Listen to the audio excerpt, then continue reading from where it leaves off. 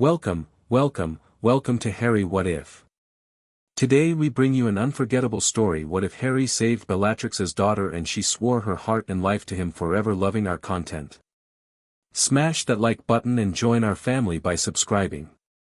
We truly appreciate each and every one of you. Now, let the story begin. Chapter 1, Blood Will Tell. Harry Potter crouched behind a gnarled oak, the evening fog curling around his boots as he signaled to Ron and the Auror strike team. The dilapidated mansion loomed ahead, its windows glowing with an eerie blue light that definitely wasn't coming from standard wizarding lamps. 6 heat signatures on the ground floor, 3 more in the east wing, and something unusual in the basement, Harry whispered, his wand emitting faint tracing lines as he completed the detection spell. Ron's freckled face appeared beside him, his expression grim in the dim light. Unusual how? Magic signatures all wrong. Too concentrated. Harry narrowed his eyes. Like it's being contained. Bloody hell, I hate unusual. Ron groaned. Last time we had unusual, I spent 3 days in St. Mungo's with tentacles for arms. Harry grinned despite the tension. Think of it as occupational variety. He turned serious again, addressing the 4 junior Aurors behind them. Standard formation. Stun first, ask questions later. If they're trafficking magical creatures again, they won't hesitate to release whatever they're keeping. The team nodded, faces determined in the moonlight. And remember, Harry added, we need one of them coherent enough to answer questions. With a swift motion, Harry cast a disillusionment charm over himself. The sensation of cold egg yolk trickled down his spine, and he felt the familiar shift as his body blended into the background. 5 years as head Auror had made the charm second nature, but he never quite got used to the feeling. Harry moved with practiced silence toward the crumbling stone wall surrounding the property. The place had once been a grand wizarding estate, according to their intelligence, but had fallen into disrepair after its owners died in the First Wizarding War. Now it served as a hideout for one of the remaining Death Eater splinter groups, fanatics who still clung to Voldemort's ideology years after his defeat. A shimmer in the air to his left told him Ron was in position. Harry raised 3 fingers, then 2, then 1, Bombarda, he shouted, blasting open the rusty iron gates. Immediately, alarm spells shrieked to life, red sparks shooting into the sky. The Aurors stormed in, shield charms deflecting the first volley of curses from the panicked dark wizards inside. Harry rolled beneath a sizzling purple hex and came up firing, his nonverbal stunning spell catching a hooded figure square in the chest. 2 trying to flee out the back. Ron yelled over the chaos. On it! Harry darted through the entrance hall, leaping over an overturned table. His boots crunched on shattered glass as he sprinted through a moldering dining room. A cutting curse sliced through the air inches from his ear. Harry spun, firing back instinctively. Stupefy. Incarcerus. The wizard dropped, bound in tight magical ropes. Harry continued his pursuit, bursting through the back door in time to see a dark-robed figure disapparating beyond the property line. Damn it, he muttered, but quickly refocused on the second escapee, a heavy-set wizard struggling to scale the garden wall. Locomotor mortis. The leglocker curse hit its mark, and the man tumbled backward with a strangled cry. Harry approached cautiously, wand trained on the fallen wizard. Ministry of Magic. You're under arrest for, a jet of green light erupted from the man's wand. Harry dove sideways, feeling the killing curse whisper past his shoulder. Without hesitation, he retaliated with a powerful stunning spell that slammed the Death Eater against the stone wall. Harry's heart hammered in his chest as he bound the unconscious wizard. That had been close. Too close. They were getting more desperate. Harry. Ron's voice called from inside. You need to see this. Securing his prisoner with an additional charm, Harry jogged back into the mansion.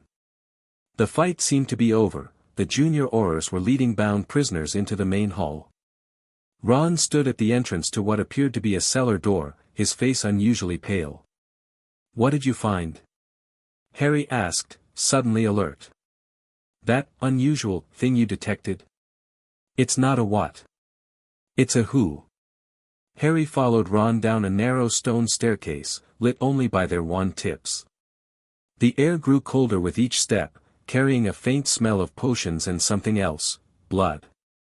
The basement opened into a large chamber lined with shelves of dark artifacts and bubbling cauldrons.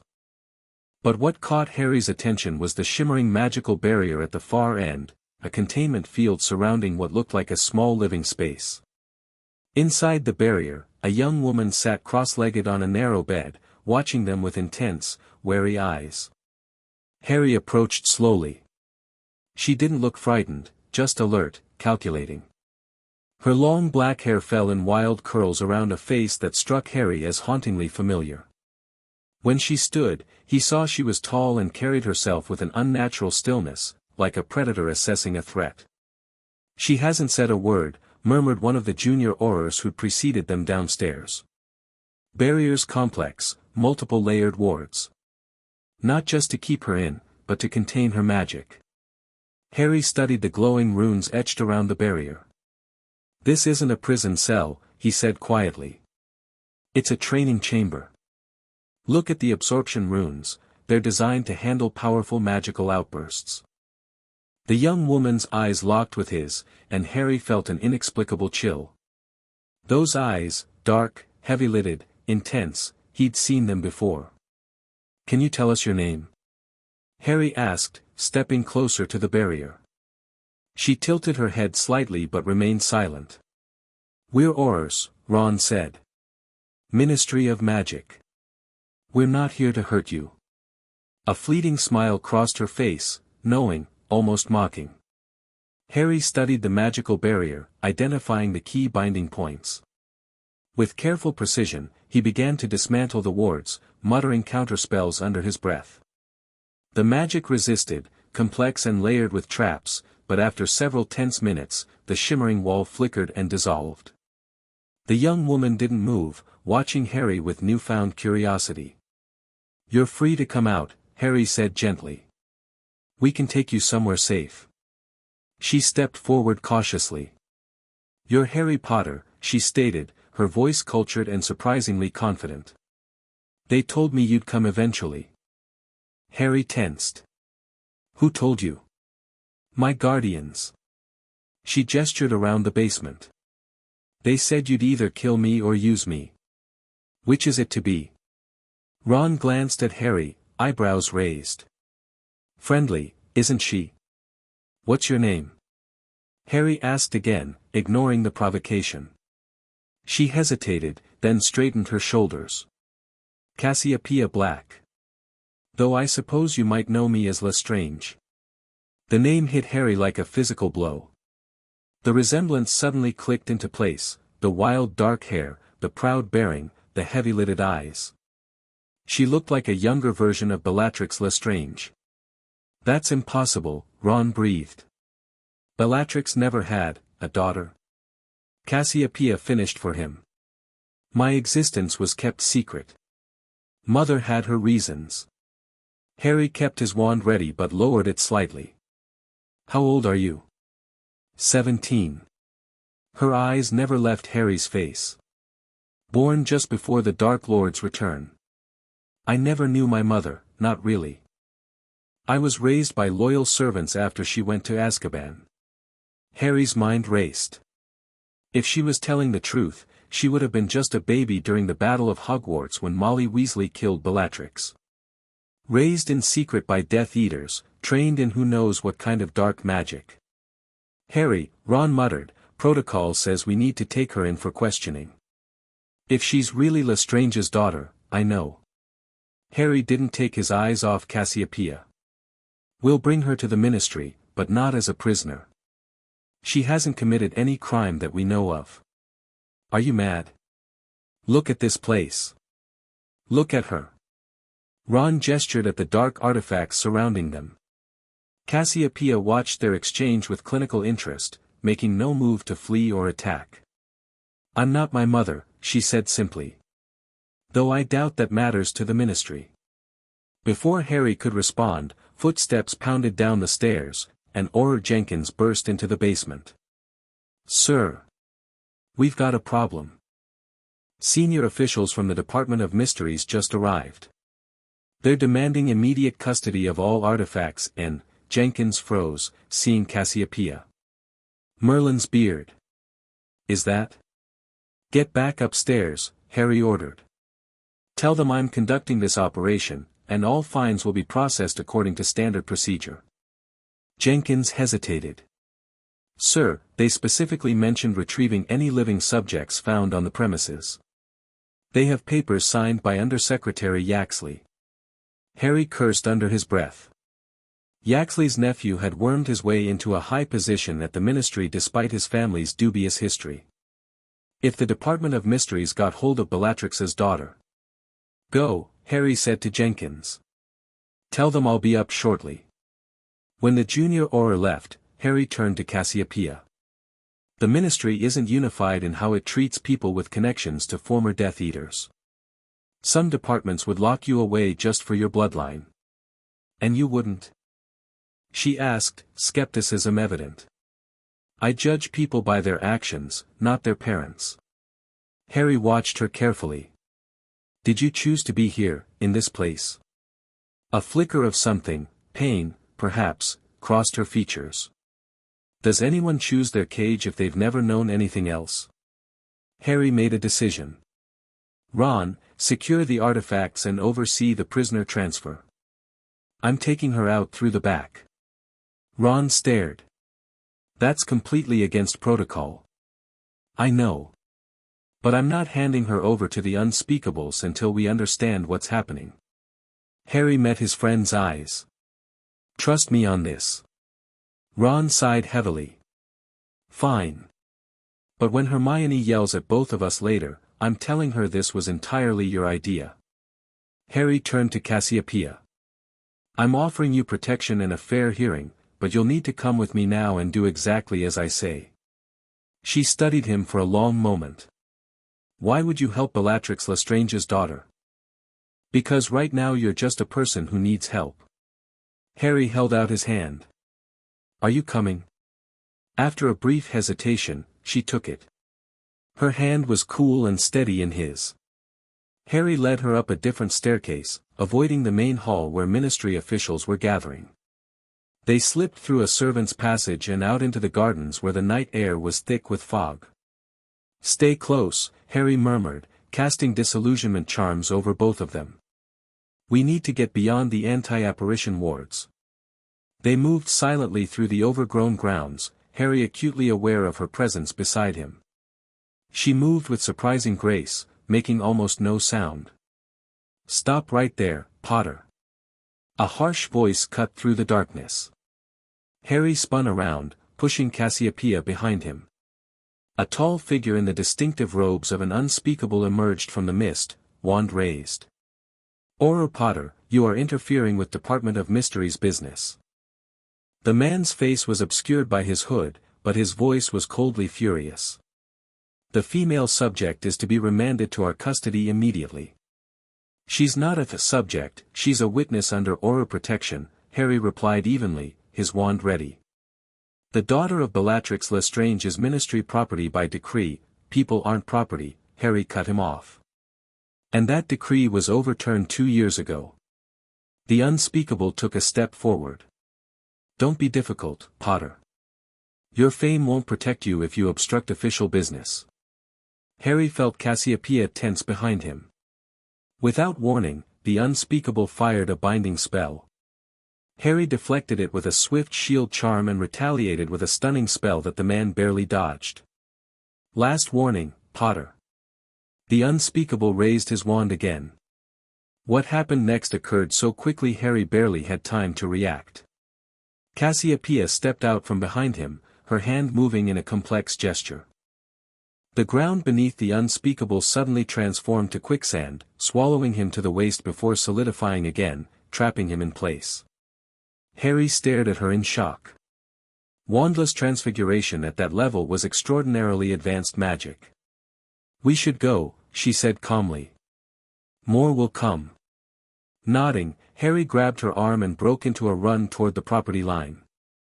The moment they crossed the invisible barrier of the anti-apparition wards, he pulled her close. "Hold tight," he instructed, and turned on the spot. The crushing darkness of apparition enveloped them. When they emerged, they stood on the front step of number 12, Grimmauld Place. "My family home," Harry explained, tapping his wand on the door to disable the security wards. "It's under a Fidelius charm, so you'll be safe here while I sort things out." Cassiopeia looked up at the imposing townhouse, her expression unreadable. "The Black family home," she murmured. "My mother told me about this place." Harry ushered her inside quickly. The interior had been renovated since his youth, the dark oppressive decor replaced with warm colors and comfortable furnishings, though many of the original architectural features remained. "You've changed it," Cassiopeia observed, running her fingers along a wall that once held mounted house elf heads. "For the better, I hope." Harry secured the door behind them with additional charms. "Are you hungry?" She shook her head. "Why did you really bring me here? What do you want from me?" Harry sighed, running a hand through his perpetually messy hair. "Honestly, I don't know yet. But I know enough about the Department of Mysteries to know they wouldn't treat you as a person. They'd study you like a specimen. And you won't." Her dark eyes challenged him. "I'm more interested in understanding who you are now than who your mother was." Something in his tone must have convinced her, because she nodded slowly. "What happens next?" "First, I need to confirm your identity officially." Harry led her into the sitting room. "Then I'll contact the head of magical law enforcement, she's a friend, and she'll ensure you get fair treatment." "You mean you'll verify I'm really Bellatrix's daughter?" Cassiopeia sat on the edge of a chair, her posture rigid. "You can test my blood. It will show the Black and Lestrange lineage." Harry hesitated. "That's not necessary yet. There's a simpler way." He pointed his wand at a section of wall. "Revelio Hereditum Black." The wall shimmered, revealing the Black family tapestry that Harry had preserved during renovations. The magical artifact showed the entire Black family tree, including burned spots where disowned members had been blasted off. "If you're who you say you are, your name should appear," Harry explained. Cassiopeia approached the tapestry slowly. Her fingers traced the burned spot where Andromeda had been removed, then moved to Bellatrix's name. There, connected by a thin golden thread, was a name that hadn't been there when Harry last looked: Cassiopeia Black, born January 12, 1996. "It shows my mother but not my father," she noted. "Who is your father?" Harry asked carefully. A shadow crossed her face. "Rodolphus Lestrange is what the records say. But my guardians had other theories they whispered when they thought I couldn't hear." Harry didn't press the point. The tapestry confirmed her Black lineage, which was enough for now. "You should rest. Tomorrow will be complicated." He showed her to one of the guest bedrooms, provided some clean clothes that had belonged to Ginny before their relationship ended, and left her to settle in. Downstairs, he fire-called Ron. "She's definitely Bellatrix's daughter," Harry confirmed when Ron's face appeared in the flames. "The Black family tapestry recognizes her." Ron whistled low. "Bloody hell, that's a complication we didn't need. The Department of Mysteries is raising 7 kinds of hell about you taking her. Yaxley's nephew is personally leading the charge. I expected as much. How are the other prisoners?" "Talking plenty. They're a splinter group calling themselves the Pure Covenant. Apparently, they've been raising Bellatrix's daughter as some kind of magical experiment. Training her in old Black family magic, keeping her isolated from outside influence." Harry frowned. "For what purpose?" "They're not entirely clear on that part. Seems like different factions had different ideas. Some wanted to use her as a rallying point for pureblood supremacists. Others saw her as a weapon to be deployed when she came of age." "And how does she feel about all this?" Ron shrugged. "No idea, mate. But I'd sleep with one eye open if I were you." She's still Bellatrix's daughter. After ending the call, Harry checked the house's protective enchantments and set additional alarms around Cassiopeia's room, not to keep her in, but to alert him if anyone tried to get to her. He had just finished when a silver otter Patronus glided into the room. "Harry James Potter," Hermione's voice emanated from the spectral creature, "what have you done now? I've got the Department of Mysteries and the DMLE both demanding explanations. Coming over first thing tomorrow. Don't do anything else rash until then." Harry smiled wryly. Some things never changed, even with Hermione now working as a high-level legal advisor to the Department of Magical Law Enforcement. He was about to head to his own bedroom when he sensed someone behind him. Turning quickly, he found Cassiopeia standing in the hallway, watching him. "Sorry," she said, not sounding particularly apologetic. "Old habits. I don't sleep much." "You were eavesdropping," Harry observed without accusation. "I was assessing my situation." She crossed her arms. "These people who raised me, they never cared about me as a person. I was a project to them, a means to an end." Harry considered her. "And what do you want, Cassiopeia?" "Cass," she corrected him. "And I want."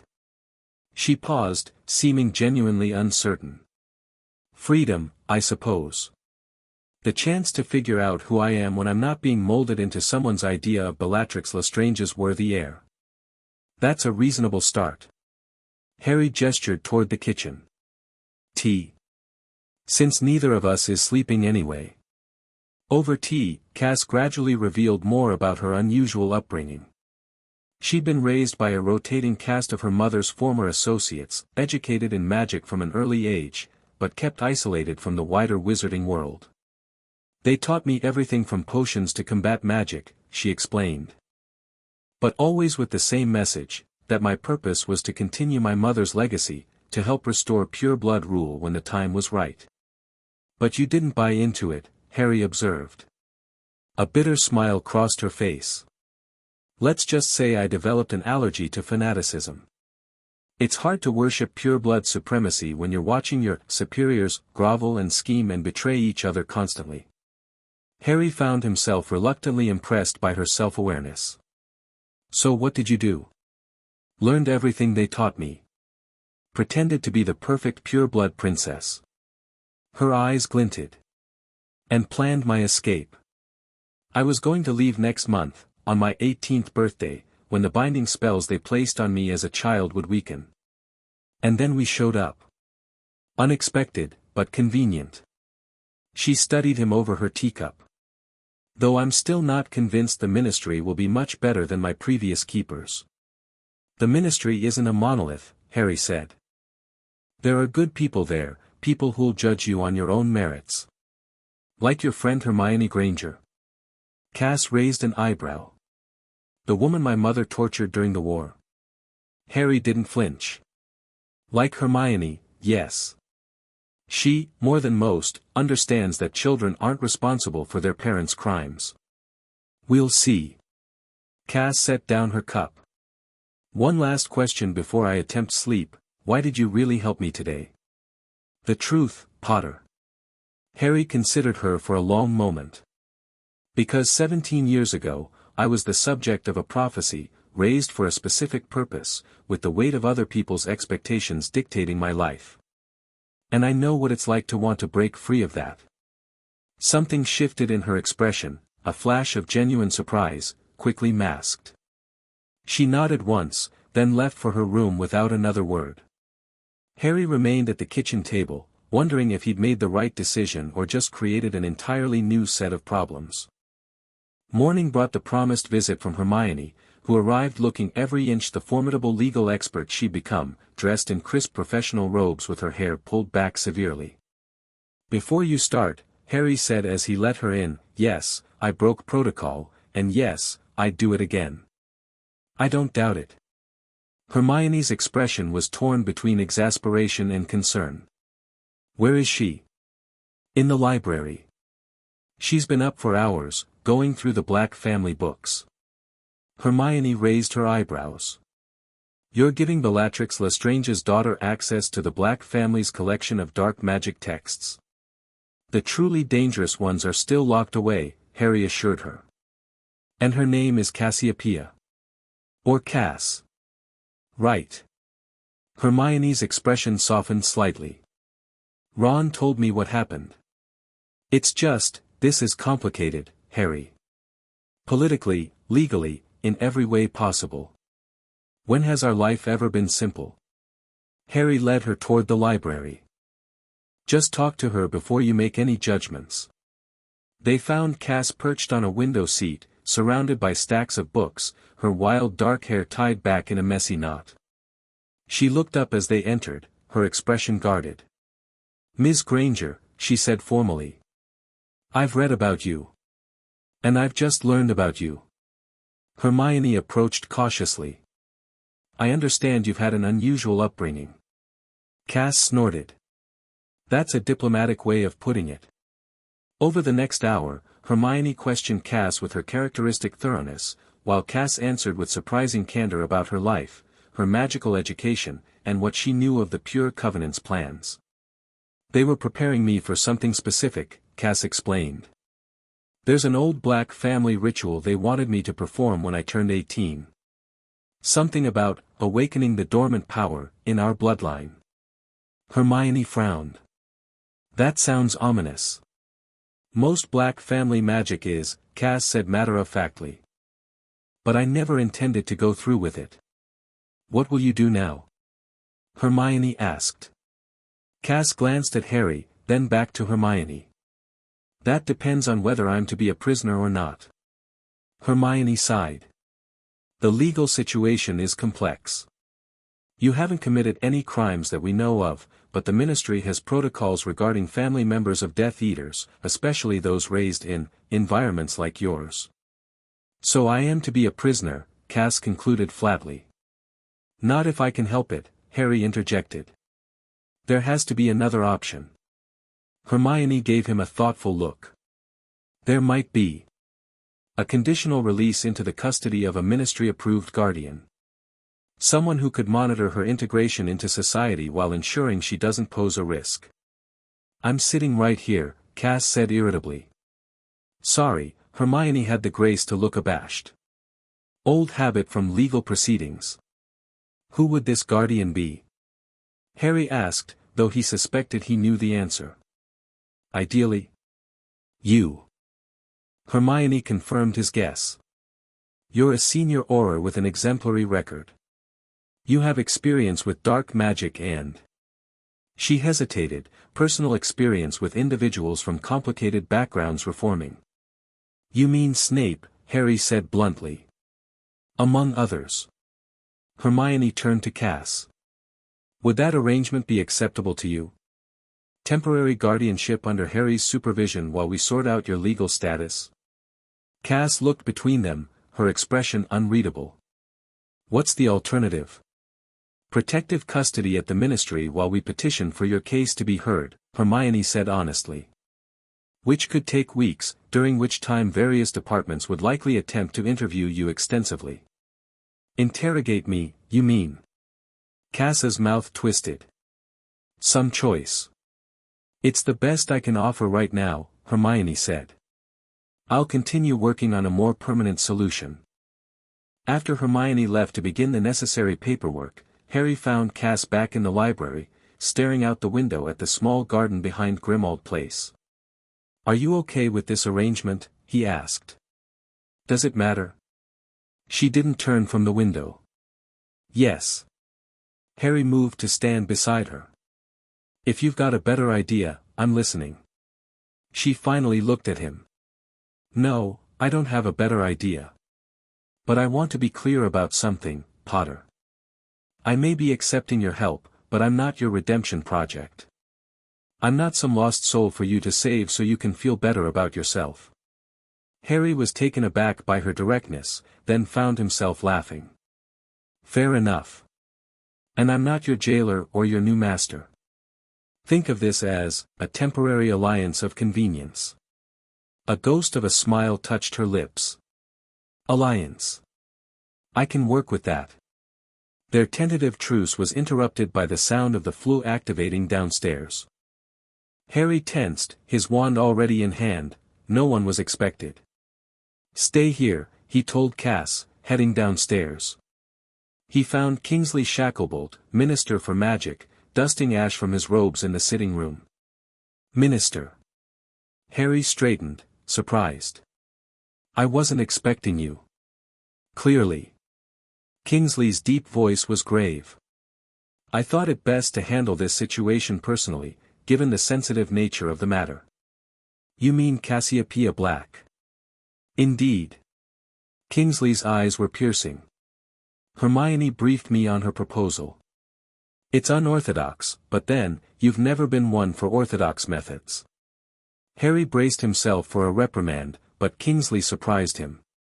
"The Wisengamot is divided," the minister continued. "Some members are calling for immediate protective custody, while others—" He paused, "are showing disturbing interest in her magical potential and bloodline. Neither option seems optimal for a young woman who has been manipulated her entire life." "So you support Hermione's guardianship proposal?" "Conditionally." Kingsley's expression was serious. "The Department of Mysteries must be allowed to assess her magical abilities, in your presence, of course. And she must agree to regular monitoring." "That seems reasonable," came Cass's voice from the doorway. Harry turned, annoyed that she'd ignored his instruction to stay upstairs, but not entirely surprised. Kingsley studied her with undisguised interest. "Ms. Black. You bear a remarkable resemblance to your mother." "So I've been told," Cass replied coolly.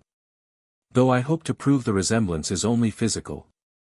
That remains to be seen." Kingsley turned back to Harry. "There's another matter. Rodolphus Lestrange has escaped from Azkaban." Harry felt as though the floor had dropped away. "What? When?"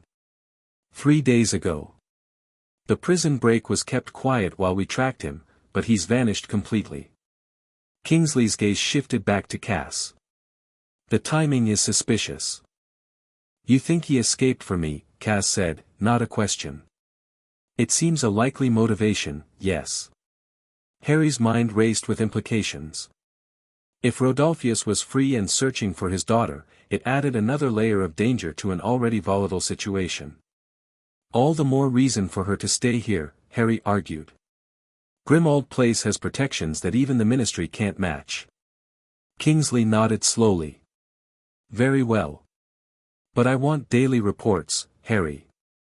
And Ms. Black," he fixed her with a stern look, "one step out of line, one hint that you're involved with your father's escape or any dark activity, and this arrangement ends immediately." "Understood, Minister." Cass's face betrayed nothing. After Kingsley left, Harry turned to Cass. "Did you know about your father's escape?" "No." Her answer came quickly, her eyes meeting his directly. "But I'm not surprised. He always believed I was destined for some greater purpose. The family ritual I mentioned, it was his obsession." Harry studied her for signs of deception but found none. Still, he couldn't afford to be naive. "What exactly is this ritual?" Cass hesitated. "It's called the Rite of Ancestral Awakening. According to family lore, it can unlock magical abilities dormant in the Black bloodline. Abilities that have weakened over generations of selective breeding." "That sounds like pure blood propaganda." "Maybe." Cass shrugged. "Or maybe there's truth buried in the myth. The Black family was known for unique magical talents, metamorph magi like your godson's mother, natural legilimens, even those with affinity for particular branches of magic no one else could master." Harry frowned. "And this ritual supposedly brings those talents out?" "In a vessel of pure black blood, yes." Her mouth twisted bitterly. "That's why they were so obsessed with me. Half Lestrange, half black, but with the Black family traits dominant. The perfect vessel, according to my father." The casual way she discussed being treated as a magical experiment made Harry's stomach turn. Before he could respond, a silver terrier Patronus bounded into the room, Ron's voice emerging in urgent tones, "Harry, attack at the Ministry. Pure Covenant trying to break into the DMLE evidence lockup. They're after something from yesterday's raid. Get here now." Harry was already moving, summoning his Auror robes with a flick of his wand. "Stay here," he told Cass. "The house is warded. No one can enter without my permission." "And if someone tries anyway?" she asked. Harry hesitated, then made a swift decision. He reached into a drawer and pulled out a spare wand. "It's not perfectly matched to you, but it should work for basic defense. Use it only if absolutely necessary." Cass took the wand, surprise evident on her face. "You trust me with this?" "Let's say I'm extending a cautious amount of trust," Harry replied. "Don't make me regret it." With that, he stepped into the flue and vanished in a burst of green flames. The Ministry atrium was in chaos when Harry arrived. Magical alarms blared, security wizards rushed back and forth, and the air smelled of burned magic and something acrid that made his eyes water. Harry spotted Ron coordinating a defensive position near the lifts. "Status," he called, joining his friend. 6 attackers, all in Death Eater masks. They hit hard and fast, knew exactly where they were going. Ron's face was grim. 2 Aurors down, non-lethal but serious. Attackers barricaded themselves in the evidence storage room. "What are they after?" "Best guess. Artifacts from that compound we raided. There was some kind of ritual container we confiscated, heavily warded box with black family symbols." Harry's conversation with Cass clicked into place. The rite of ancestral awakening. They need something for the ritual. Ron gave him a sharp look. "You got that from Lestrange's daughter?" "Yes, and her name is Cass." Harry surveyed the situation. "Have they made any demands?" "None. Just blasted their way in, headed straight for evidence lockup." Harry considered their options. "They'll have to come out eventually. Let's make sure we control every exit." He turned to the assembled Aurors. "Team 1, maintain position here. Team 2, secure the service corridors. Ron and I will approach from the secondary entrance." The evidence lockup was located on level 2, a magically expanded space filled with shelves of confiscated items, each secured with specialized containment charms. Harry and Ron approached cautiously, disillusioned and moving in perfect tandem, years of partnership making words unnecessary. From inside came the sound of breaking glass and muttered incantations. Harry signaled to Ron, counting down silently, 3, 2, 1, they burst through the door, shield charms already activated. Spells ricocheted off the magical barriers as the masked intruders turned to defend themselves. "Ministry of Magic. Drop your wands." Harry commanded, deflecting a cutting curse and returning fire. One of the attackers fell to Ron's stunning spell, but the others fought with unexpected skill. Harry recognized the combat style, the same fluid, aggressive technique that had been favored by Death Eaters during the war.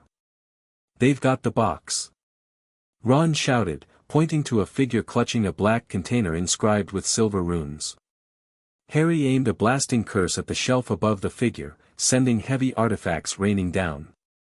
In the confusion, he pressed forward, dueling 2 attackers simultaneously while Ron tackled a third. The battle was fierce but brief. With reinforcements flooding in from the main entrance, the intruders found themselves outnumbered. 3 were captured, but 2, including the one with the box, managed to reach an emergency exit and disappear. "Damn it," Harry muttered, binding the unconscious attackers. "They got what they came for." "Not all of it," Ron said, holding up a fragment of parchment taken from one of the captives. "Looks like part of a ritual instruction." Harry examined the parchment, his unease growing as he read the partial text. "Blood of the vessel, freely given under the dark moon, will awaken the dormant power of the ancient and most noble house of Black." They need Cass, Harry realized aloud. The ritual requires her willing participation. Ron's expression darkened. Or they'll find a way to force her consent. I need to get back to Grimmauld Place. Harry was already moving toward the exit. Get these three into secure cells and make sure Hermione knows what happened. Harry. Ron caught his arm. Be careful. If they're this desperate to get their hands on Black family magic, they won't stop at a ministry break-in. Harry nodded grimly and hurried to the nearest flow connection. As he stepped into the green flames, he couldn't shake the feeling that events were accelerating beyond his control. Grimmauld Place was silent when Harry returned, too silent. The hair on the back of his neck stood up as he moved cautiously through the ground floor, wand at the ready. Cass, he called, tension coiling in his gut. No answer. He took the stairs two at a time, checking each room. Nothing seemed disturbed, but there was no sign of Cass either. When he reached the library, he found evidence of a hasty departure, books left open, a chair knocked over, a half-drunk cup of tea. Hominum revelio, Harry cast, confirming his suspicion, the house was empty. Cold dread washed over him. Had she fled willingly? Or had someone managed to breach his protections? A soft sound from behind made Harry spin, a curse on his lips, only to find Creature, the ancient house elf, watching him with his usual sour expression. Creature. Where's Cassiopeia? What happened? The house elf twisted his gnarled hands. The young black mistress was taken, Master Harry. Bad wizards came. Used old black family magic to enter, blood magic that even Creature could not stop. Who? Harry demanded. Who took her? Tall wizard with silver hair. Called himself Yaxley. Said the young mistress belongs with her true family. Creature's bulbous eyes narrowed. Mistress fought. Broke Creature's favorite tea set in the battle. Harry's mind raced. Arcturus Yaxley, nephew of the Death Eater Corban Yaxley and a senior ministry official with the Department of Mysteries. He'd been suspiciously eager to take custody of Cass from the beginning. Did they say where they were taking her? Creature shook his head. But they spoke of a gathering. Of family magic. Of the Dark Moon ritual. The Dark Moon, the new moon, was tonight. They were moving quickly, which meant they must have a location already prepared for the ritual. Harry sent his Patronus to Ron and Hermione with an urgent message, then hurried to the Black family library. If anyone would know about Black family ritual sites, it would be the books collected by generations of Blacks. An hour of frantic research yielded a promising lead, references to an ancient Black family property in Dartmoor, allegedly built on a convergence of ley lines to amplify family magic. The location wasn't precisely documented, but Harry found enough clues to narrow it down. Ron arrived as Harry was preparing to leave. Got your message. Ministry's in an uproar, Yaxley's disappeared, and 3 other Department of Mysteries officials with him. They're taking her to Dartmoor, Harry explained quickly. There's an old Black ritual site there. The new moon rises in less than 2 hours, that's when they'll perform the ritual. I'll organize a team, no time, Harry cut him off. And we can't risk a large group tripping magical alarms. I'm going now, alone. Like hell you are, Ron retorted. I'm coming with you. Hermione's working on getting official authorization, but she says not to wait. Harry didn't argue further. Having Ron at his back had saved his life more times than he could count. They apparat to Dartmoor, arriving on a windswept moor as twilight descended. The landscape was bleak and seemingly empty, rolling hills stretching to the horizon. Now what? Ron asked, wand already drawn. This place is massive. Harry closed his eyes, focusing on a detection spell specifically attuned to Black family magic, a technique he developed during his years hunting dark wizards with connections to the old families. He felt a faint pull to the northwest. This way, he said, setting off at a brisk pace. They hiked for nearly a mile before coming upon an ancient stone circle half buried in the earth. The stones were unmarked to ordinary eyes, but Harry's detection spell revealed faint magical signatures etched into each one. The ritual site will be at the center of these, Harry murmured, studying the pattern. Probably hidden by powerful concealment charms. How do we get past them? Ron asked. Harry hesitated, then drew his wand across his palm, opening a small cut. Black family magic responds to black family blood. I'm not a black by name, but Sirius named me his heir. He pressed his bleeding hand to the nearest stone. For a moment, nothing happened, then the air in the center of the circle shimmered, revealing a small building that looked like an ancient temple, its black stone walls gleaming in the fading light. Merlin's beard, Ron whispered. How long has that been here? Centuries, probably. Harry moved forward cautiously. Stay alert. They'll have guards. As they approached, Harry could make out hooded figures patrolling the perimeter, for that he could see, possibly more hidden. Inside, lights flickered through narrow windows, and he could feel powerful magic building in the air. We need a distraction, Harry whispered. Something to draw the guards away from the main entrance. Ron grinned. Leave it to me. George gave me a few prototype products to test. While Ron circled around to the far side of the temple, Harry disillusioned himself and crept closer. He could hear chanting now, a low, rhythmic incantation in a language he didn't recognize. The magical pressure in the air was increasing, making his skin prickle. A series of loud explosions suddenly erupted on the far side of the building, followed by what appeared to be a miniature dragon made entirely of enchanted fireworks. The guards shouted in alarm, most of them rushing toward the disturbance. Harry seized the opportunity, slipping past the remaining guard with a silent stunning spell and entering through a side door. Inside, the temple consisted of one large circular chamber with a domed ceiling.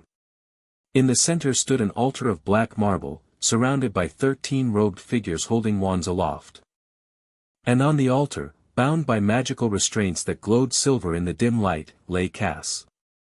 She was conscious, her eyes blazing with fury as she struggled against her bonds. Arcturus Yaxley stood over her, the stolen ritual box open beside him, revealing a silver dagger and a crystal vial filled with dark liquid. And with the blood of the vessel, we shall awaken the dormant power, Yaxley was proclaiming. Power that rightfully belongs to those of pure blood and noble heritage. Harry assessed the situation rapidly. Direct confrontation would be suicide, he was outnumbered 13-1, and these weren't ordinary wizards but trained Department of Mysteries operatives and dark arts practitioners. He needed to disrupt the ritual first, then deal with the cultists. Keeping to the shadows around the perimeter of the room, Harry made his way behind the altar. Cass's eyes suddenly widened as she caught sight of him, but to her credit, she gave no other sign, instead renewing her struggles to distract attention. The time has come, Yaxley announced, raising the ritual dagger. With this blade, we shall open the vessel and release the ancient magic of the blacks into worthy hands. Harry noticed something crucial, the ritual required Cass's willing participation, but the magical restraints and Yaxley's word suggested they planned to proceed without it. That would corrupt the ritual, potentially with catastrophic consequences. He had to act now. Harry aimed his wand at the crystal vial and whispered, Confringo. The vial exploded with surprising force, sending shards of crystal and droplets of the dark potion flying. The ritual circle erupted in chaos as the robed figures ducked and shouted in confusion. Taking advantage of the distraction, Harry fired a cutting charm at Cass's restraints, then cast a shield charm around her as the altar. Potter. Yaxley's face contorted with rage as he spotted Harry. Kill him. Spells flew from all directions. Harry ducked and rolled, returning fire while trying to make his way to Cass, who had freed herself from the remaining restraints and grabbed a wand from one of the fallen cultists. Back to back, they fought against the encircling attackers. Cass moved with surprising grace and precision, her spellwork fluid and powerful. Harry found himself impressed despite the dire circumstances, she clearly hadn't exaggerated her magical training. We need to get to the exit, Harry shouted over the din of battle. Ron's outside. There's another way, Cass replied, deflecting a curse. The temple has an emergency escape tunnel. Black family precaution. She pointed toward a section of wall behind the altar. Harry nodded, understanding the plan without further explanation. They began fighting their way in that direction, shielding and attacking in coordinated movements as if they'd trained together for years. Suddenly, the main doors burst open, and Ron charged in with 3 Aurors behind him. The odds shifted instantly, the cultists now caught between 2 forces. The ritual. Yaxley screamed, lunging for the altar with the dagger still in hand. We must complete it. Harry moved to intercept him, but Cass was faster. She stepped directly into Yaxley's path, her wand leveled at his chest. You wanted black family magic, she said, her voice eerily calm. Here it is. The spell she cast wasn't one Harry recognized, a complex movement followed by words in what sounded like archaic Latin. The effect, however, was unmistakable. Yaxley froze in place, his body slowly turning rigid as if petrifying from the inside out. Ancient black family curse, Cass explained, seeing Harry's expression. Temporarily calcifies the body without harming it. He'll be fine in a few hours, and ready for questioning. With Yaxley neutralized and the Aurors gaining control of the room, Harry grabbed Cass's arm. That tunnel? She nodded, tapping a specific sequence on the wall behind the altar. The stones rearranged themselves, revealing a narrow passageway. It leads out to the edge of the ritual grounds. They slipped into the tunnel just as more cultists appeared from a side chamber, drawn by the commotion. The passage was dark and damp, clearly unused for centuries. Lumos, Harry murmured, lighting the way. Are you hurt? Nothing serious. Cassa's face in the wand light was scratched and dirty, but her eyes were alert. They didn't expect me to fight back so effectively. Your training wand came in handy until they took it. How did they get into Grimmauld Place? The protections should have been impenetrable. Cassa's expression darkened. Yaxley had a black family artifact, a key that responds to the blood of any black descendant. He must have gotten it from one of my cousins. It temporarily neutralized the wards. They emerged from the tunnel into the cool night air, the more silent and dark around them. In the distance, they could see flashes of light from the temple where the battle continued. We should go back, Harry said, turning toward the fight. Wait. Cass caught his arm. There's something you should know. This wasn't just about awakening black family magic. Yaxley was working with my father. This ritual was the first step in something bigger. They kept talking about the return and the rightful heir. Voldemort? Harry asked sharply. They're not trying to bring him back. No, nothing like that. Cass looked troubled. I think they meant the return of pure blood rule. The ritual would have marked me as the heir to the Black Legacy, which they could use as a rallying point for pure blood families still sympathetic to the old ways. Harry processed this information. We need to get you somewhere safe until we round up everyone involved. I'm not hiding, Cass said firmly. I'm tired of being used as a pawn in other people's games. If they want to use me as a symbol, I should have a say in what I symbolize. Before Harry could respond, a figure apparat nearby, tall and gaunt, with wild eyes and unkempt gray hair. Rodolphus Lestrange. Cassiopeia, he rasped, his voice hoarse from years in Azkaban. My daughter. At last. Harry moved in front of Cass, wand raised. Stay back, Lestrange. Rodolphus barely spared him a glance. Potter. Always interfering. This doesn't concern you. She is my blood, my heir. I'm no one's heir, Cass said coldly, stepping out from behind Harry. Especially not yours. You don't understand your importance. Rodolphus took a step forward. The ritual, it must be completed. Your mother would have wanted, my mother was insane, Cass interrupted. And so are you if you think I'll help you continue her work. Fury twisted Rodolphus's gaunt features. You ungrateful child. Everything we did was for you, for your destiny. No, Cass replied steadily. Everything you did was for yourselves. You never cared about me, only what I represented. What you could use me for. Rodolphus raised his wand. If you won't fulfill your purpose willingly, then I'll. He never finished the sentence. Harry's stunning spell caught him squarely in the chest, sending him crumpling to the ground. Nice timing, Cass commented, looking down at the unconscious form of her father. He talks too much, Harry replied, binding Rodolphus with magical restraints. Most dark wizards do. The sound of approaching footsteps made them both turn, wands ready, but it was Ron and the Auror team, escorting the captured cultists. Got them all, Ron reported. 12 in custody, including Yaxley. 2 more down but alive. He nodded toward Rodolphus.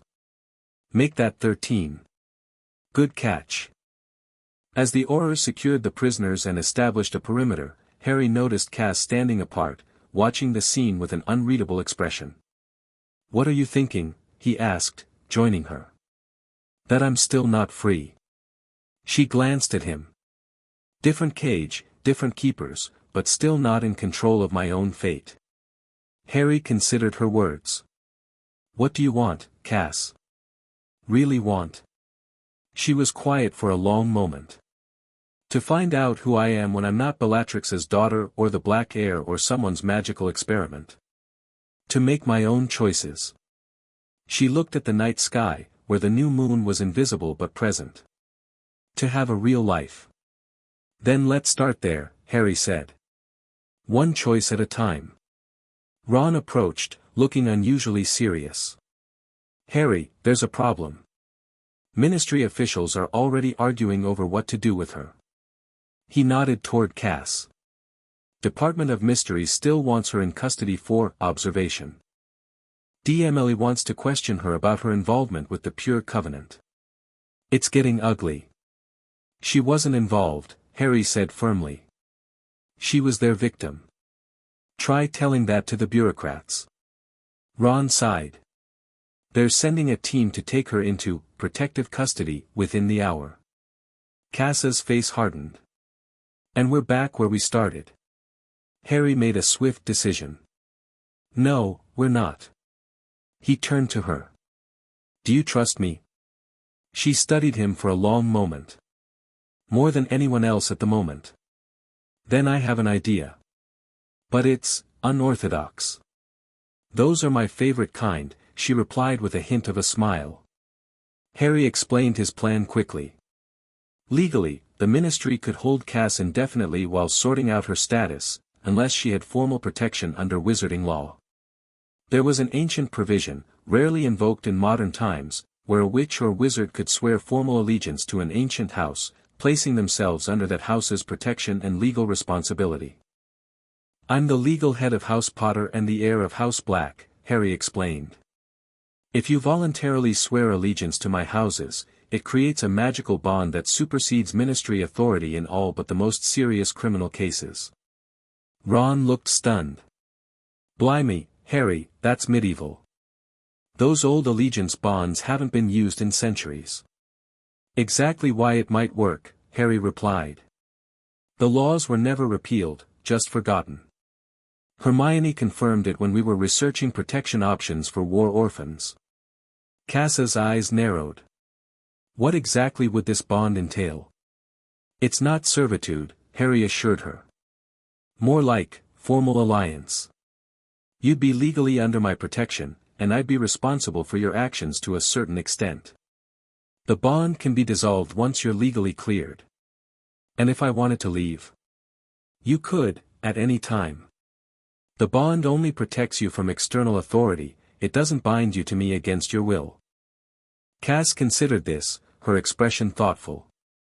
It's still trading one form of control for another. It's buying time, Harry countered. Time to clear your name properly, to establish your independence. After that, the choice is entirely yours.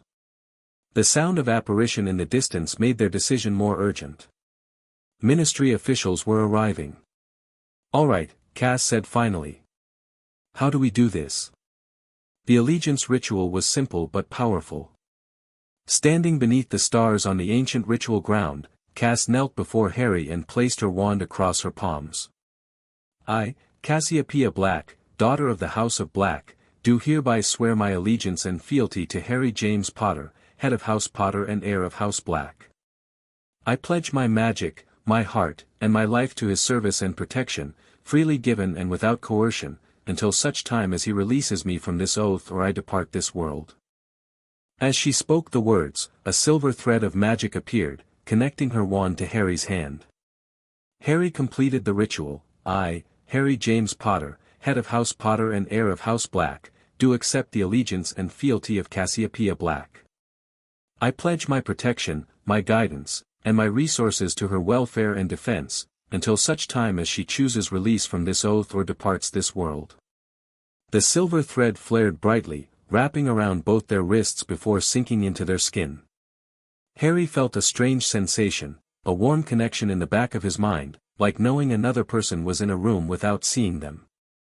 Is it done? Cass asked, rising to her feet.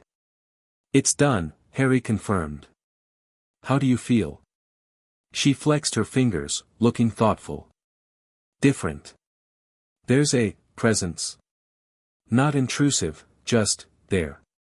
That's the bond, Harry explained. It's supposed to fade into the background after a while. Mostly you'll just have a general sense of each other's well-being and location. The approaching ministry officials arrived, led by a stern-looking witch from the Department of Magical Law Enforcement. Auror Potter, we're here to take Cassia Black into protective custody pending investigation. That won't be necessary, Harry said firmly, handing her a parchment on which the allegiance oath had been magically recorded. Ms. Black is under the protection of House Potter and House Black by formal magical allegiance oath. According to Wisengamot Law 1296, Section 12, Paragraph 7, this supersedes administrative detention powers. The witch scanned the document, her expression shifting from annoyance to surprise. This is highly irregular, Auror Potter. But legal, Harry pointed out. You're welcome to challenge it before the Wisengamot, of course, but in the meantime, Ms. Black remains under my protection.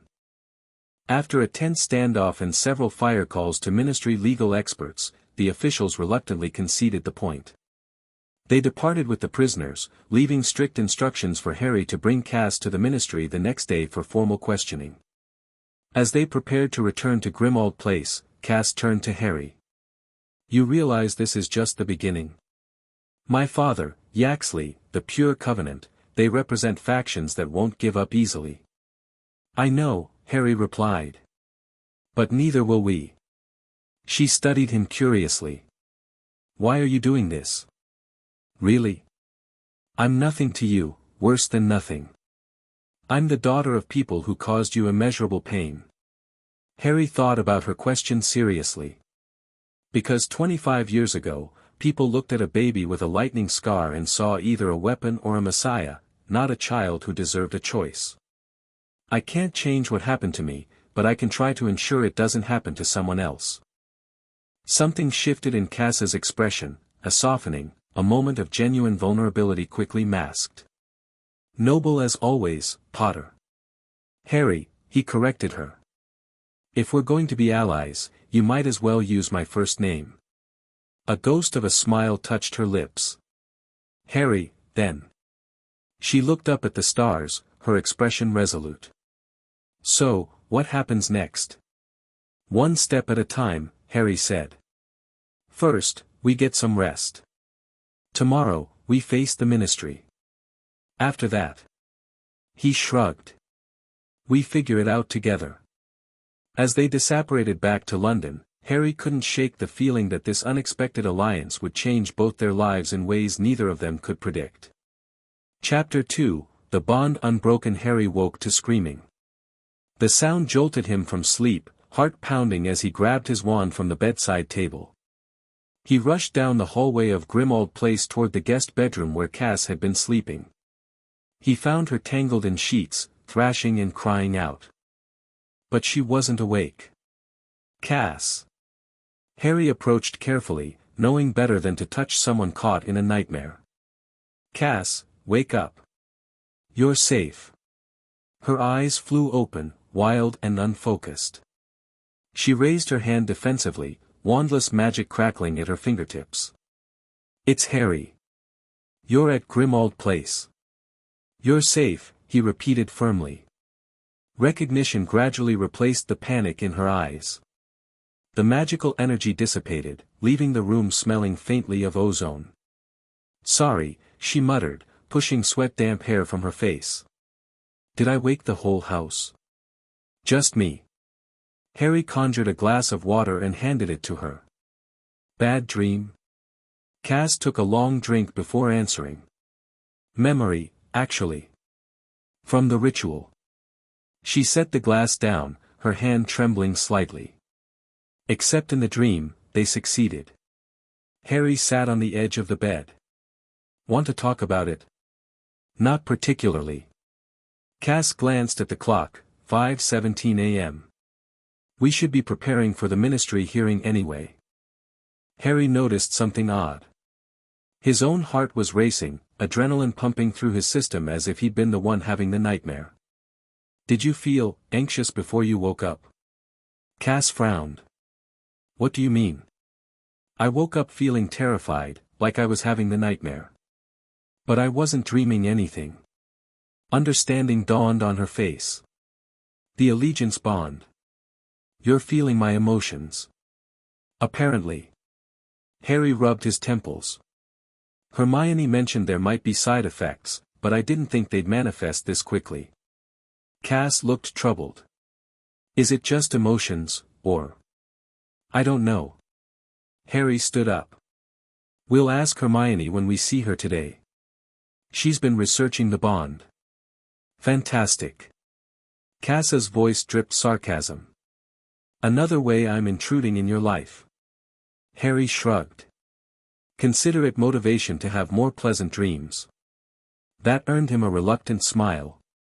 I'll work on it, Potter. Harry, he reminded her. Harry, she corrected, then added more seriously, thank you. For coming to check on me. He nodded, suddenly aware of the strangeness of their situation, former enemy's daughter and the boy who lived, bound by ancient magic in his godfather's ancestral home. Try to get some more sleep. The ministry hearing won't be easy. I never expected easy, Cass replied, her expression hardening into determination.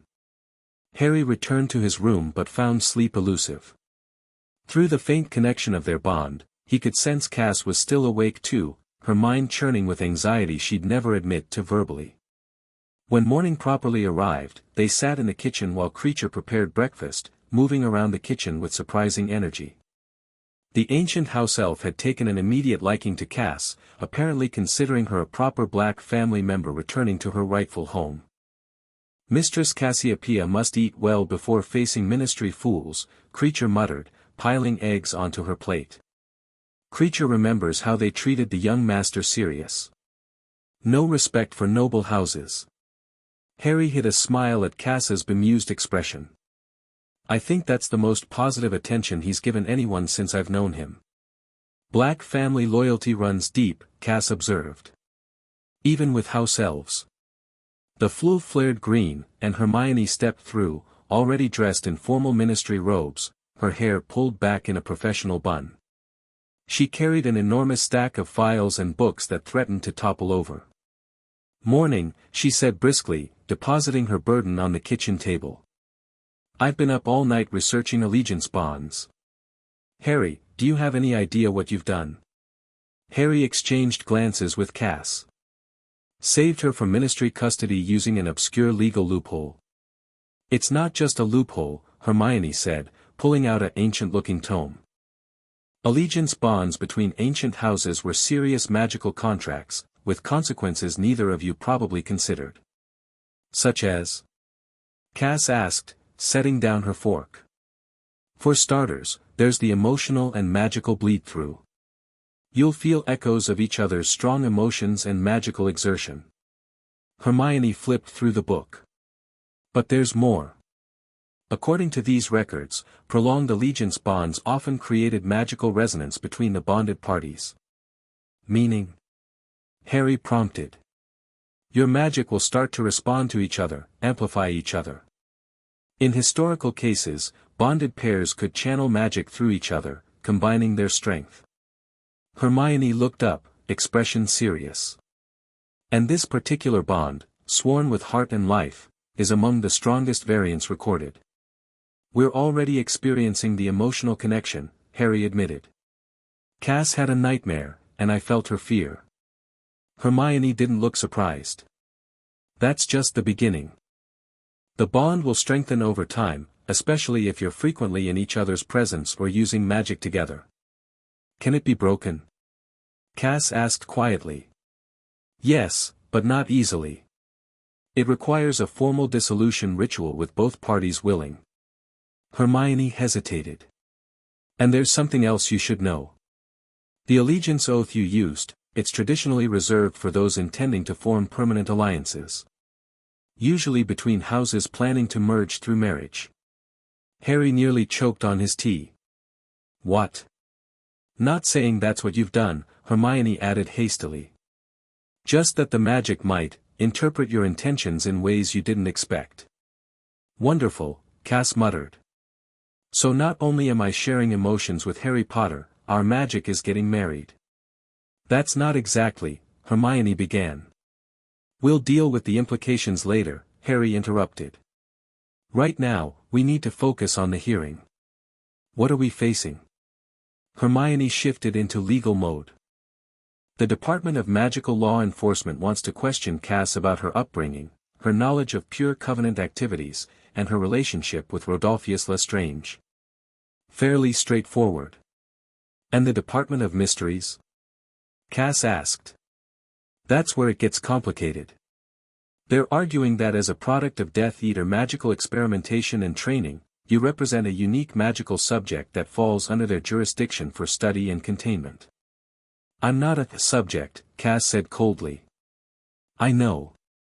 Hermione's voice softened. And I'll be arguing that. The allegiance bond gives us legal standing to prevent them from taking you into custody, but they're pushing hard. Who's leading their effort? Harry asked. Daphne Greengrass. Hermione's expression turned guarded.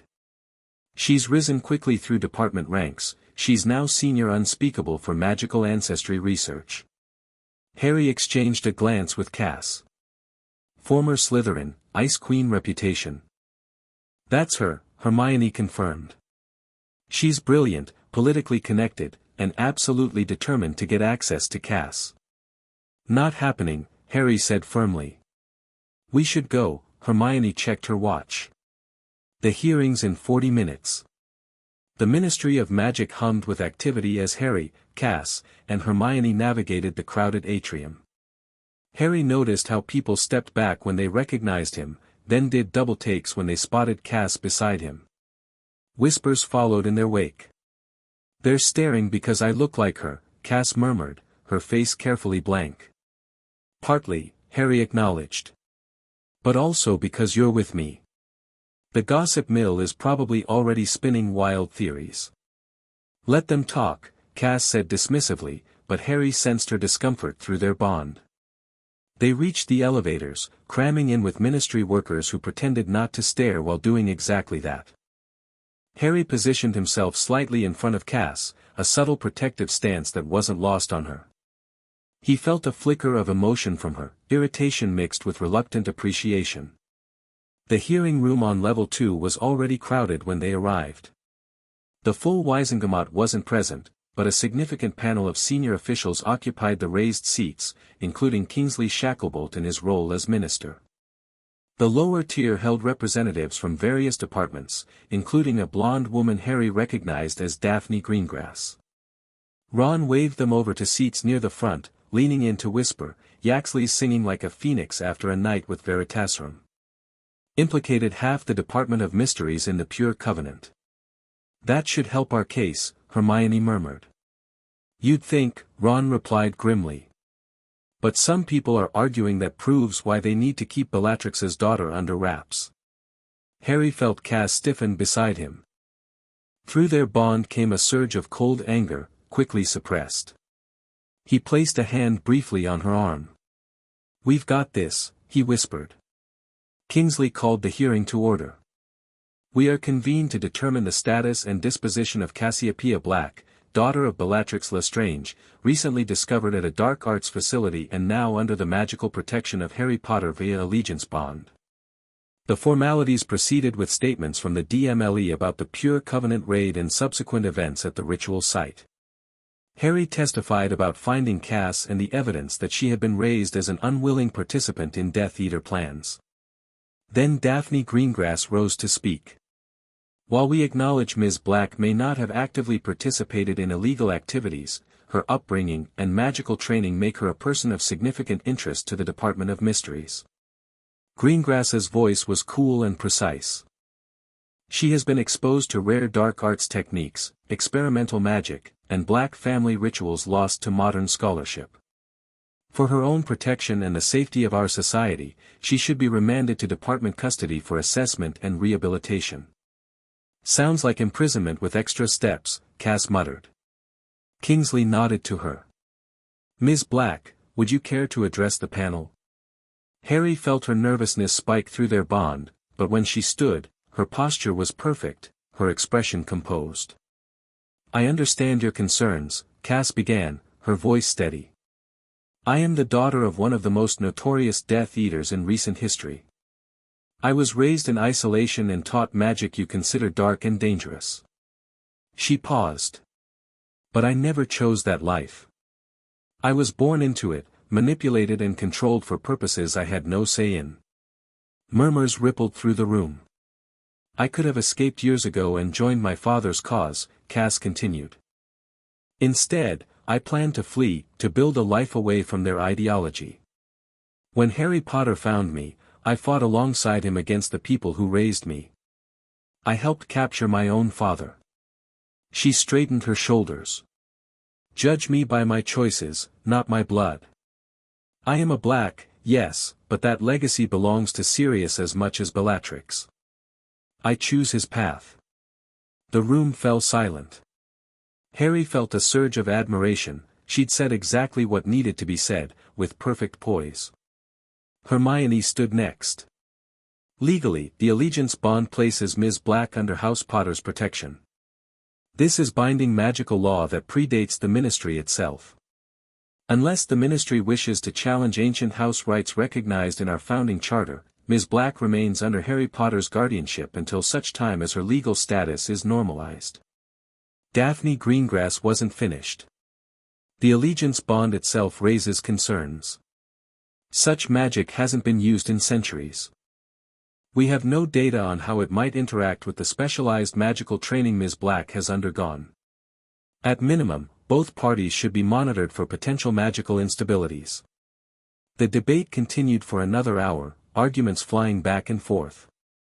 Finally, Kingsley raised his hand for silence. "Having heard all testimony, the panel will deliberate and render a decision. Please wait outside." In the corridor, Cass leaned against the wall, exhaustion evident despite her continued composure. "That went about as well as expected." "You were brilliant," Harry said honestly. "Indeed," came a new voice. They turned to find Theodore not approaching, impeccably dressed in expensive robes, his angular face set in its usual aloof expression. "Not," Harry acknowledged cautiously. "What brings you to this hearing?" "Information that might interest you." Not glanced meaningfully at the others. "Privately." Harry hesitated, then nodded to Ron and Hermione. "Give us a minute." When they'd moved a discreet distance away, Nott spoke in a low voice. "Greengrass isn't what she seems. She was part of a study group with me at Hogwarts, one that continued meeting after the war. A group interested in pure-blood heritage and power." "You're saying she's with the Pure Covenant?" Harry asked sharply. "Not officially. She's too smart for that." Nott's expression remained neutral. "But she shares many of their goals. Her interest in Black isn't scholarly, she wants access to the family magic for herself. Why tell me this? Something like distaste flickered across Nott's face. Because some of us who value our heritage don't believe in torturing teenagers or performing blood rituals. There are lines. He handed Harry a small folded parchment. An address. You might find it illuminating. Before Harry could ask more questions, the hearing room doors opened. They filed back in for the panel's decision. Kingsley spoke formally. It is the decision of this panel that Cassia Black shall remain under the magical guardianship of Harry Potter via the existing allegiance bond, with the following conditions: weekly check-ins with the DMLE, magical monitoring for dark arts usage, and restricted travel until further notice. Additionally, both Ms. Black and Mr. Potter must submit to monthly assessments regarding the allegiance bond's effects. Relief washed through Harry, echoed by Cass through their connection. It wasn't perfect, but it was a win. Cass would remain free. Daphne Greengrass's expression remained impassive, but Harry caught the brief tightening of her lips. She'd lost this round. As they left the ministry, Hermione outlined next steps for normalizing Cass's legal status: identity documents, educational assessment, potential career paths. Harry half listened, his thoughts on Nott's warning and the parchment now burning a hole in his pocket. I have somewhere we need to go, he interrupted. Ron, can you take Hermione back to Grimmauld Place? We'll meet you there later. Where are we going? Cass asked once they'd separated from the others. To meet your aunt. Malfoy Manor had changed significantly since the war. The imposing gates remained, but the grounds had been redesigned with lighter, airier landscaping. The oppressive dark magic that once permeated the property had been cleansed, though Harry still felt a chill as they approached the front entrance. You realize she might not welcome me, Cass said quietly. Narcissa distanced herself from my mother long before the war ended. She'll see you, Harry replied with certainty. Family means everything to Narcissa, regardless of politics. A house elf answered their knock, eyes widening at the sight of Harry Potter accompanied by someone who so resembled Bellatrix Lestrange. They were shown to an elegant sitting room where Narcissa Malfoy waited, her blonde hair now streaked with dignified silver, her posture still perfect. Mr. Potter, she greeted him with a slight inclination of her head before her gaze fixed on Cass. For a moment, her composure slipped, a flash of shock, then something more complex. Mrs. Malfoy, Harry responded. May I introduce Cassia Black? My niece. Narcissa's voice was perfectly controlled again. Yes, I've heard the rumors. Bella's daughter, raised in secret. The rumors are true, Cass said. Though I prefer not to be defined by my mother. Narcissa gestured for them to sit. Few of us escape our parents' shadows entirely. Tea. The conversation that followed was a delicate dance. Narcissa asked careful questions about Cass's upbringing, while Cass revealed just enough to satisfy curiosity without showing vulnerability. Harry observed the interaction with interest. They were so different in appearance and manner, yet he caught moments of similarity in their expressions, their careful word choices. Why have you brought her to me, Mr. Potter? Narcissa finally asked. Surely you don't need my approval for whatever arrangement you've made. I thought she should know her family, Harry replied simply. The part's worth knowing, anyway. Something softened in Narcissa's expression. And what of Draco? Will you introduce them as well? That's up to Cass. Narcissa turned to her niece. My son has worked hard to rebuild our family's reputation. He would be cautious about this connection becoming public. I'm not looking to complicate anyone's life, Cass said. But I won't hide who I am either. A hint of approval flickered in Narcissa's eyes. Perhaps a private meeting first, then. I'll arrange it. As they prepared to leave, Narcissa pulled Harry aside while Cass examined a family portrait in the hallway. The allegiance bond was unexpected, she murmured. You realize what you've done? Created a legal shield, Harry replied. Created a lifetime connection, Narcissa corrected. Black family magic doesn't recognize temporary allegiances, Mr. Potter. The oath she swore, her magic, heart, and life, it's binding in ways you may not understand. Hermione mentioned something similar. Miss Granger is clever with books, but she doesn't comprehend family magic. Narcissa's voice lowered further. Watch for the signs. Shared dreams. Magical resonance. The bond will grow stronger until you either complete it or break it entirely. Complete it how? Harry asked, though he suspected the answer. Narcissa merely gave him a knowing look.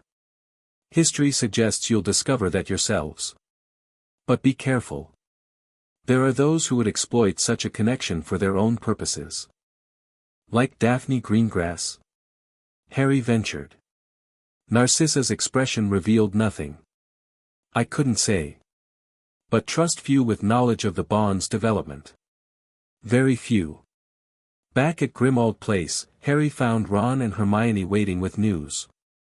The Auror department had interrogated the captured Pure Covenant members, revealing an organization larger and more infiltrated into the ministry than anyone had suspected. They had people in every department, Ron explained, spreading out a map marked with known members. Coordinated through enchanted messages, kept their actual membership compartmentalized so no one knew everyone involved. And their goal? Harry asked. Long-term, to restore pureblood rule, Hermione answered. Short-term, to activate black family magic through Cass and use her as both a symbol and a magical asset. They can't have me, Cass said flatly. Not as a symbol, not as a weapon, not as anything. That's settled, Harry agreed. But we need to know who's still out there. Rodolphus is in Azkaban again, Yaxley's locked up, but not implied there are others in positions of influence. Speaking of influence, Hermione said carefully, we should discuss what you'll do next, Cass. The monitoring conditions require you to demonstrate productive integration into society. Meaning? Education, employment, a visible path forward. Cass considered this. My education was unconventional. But comprehensive. We should test where you stand academically, Hermione suggested. Then decide whether you need additional schooling or could qualify directly for employment or advanced training. I could help with magical assessment, Harry offered. See where your skills need refining. Cass agreed, and the next few weeks fell into a pattern. Mornings were spent with Hermione on academic subjects, afternoons with Harry on practical magic, evenings researching the Pure Covenant with Ron or reading in the Black family library.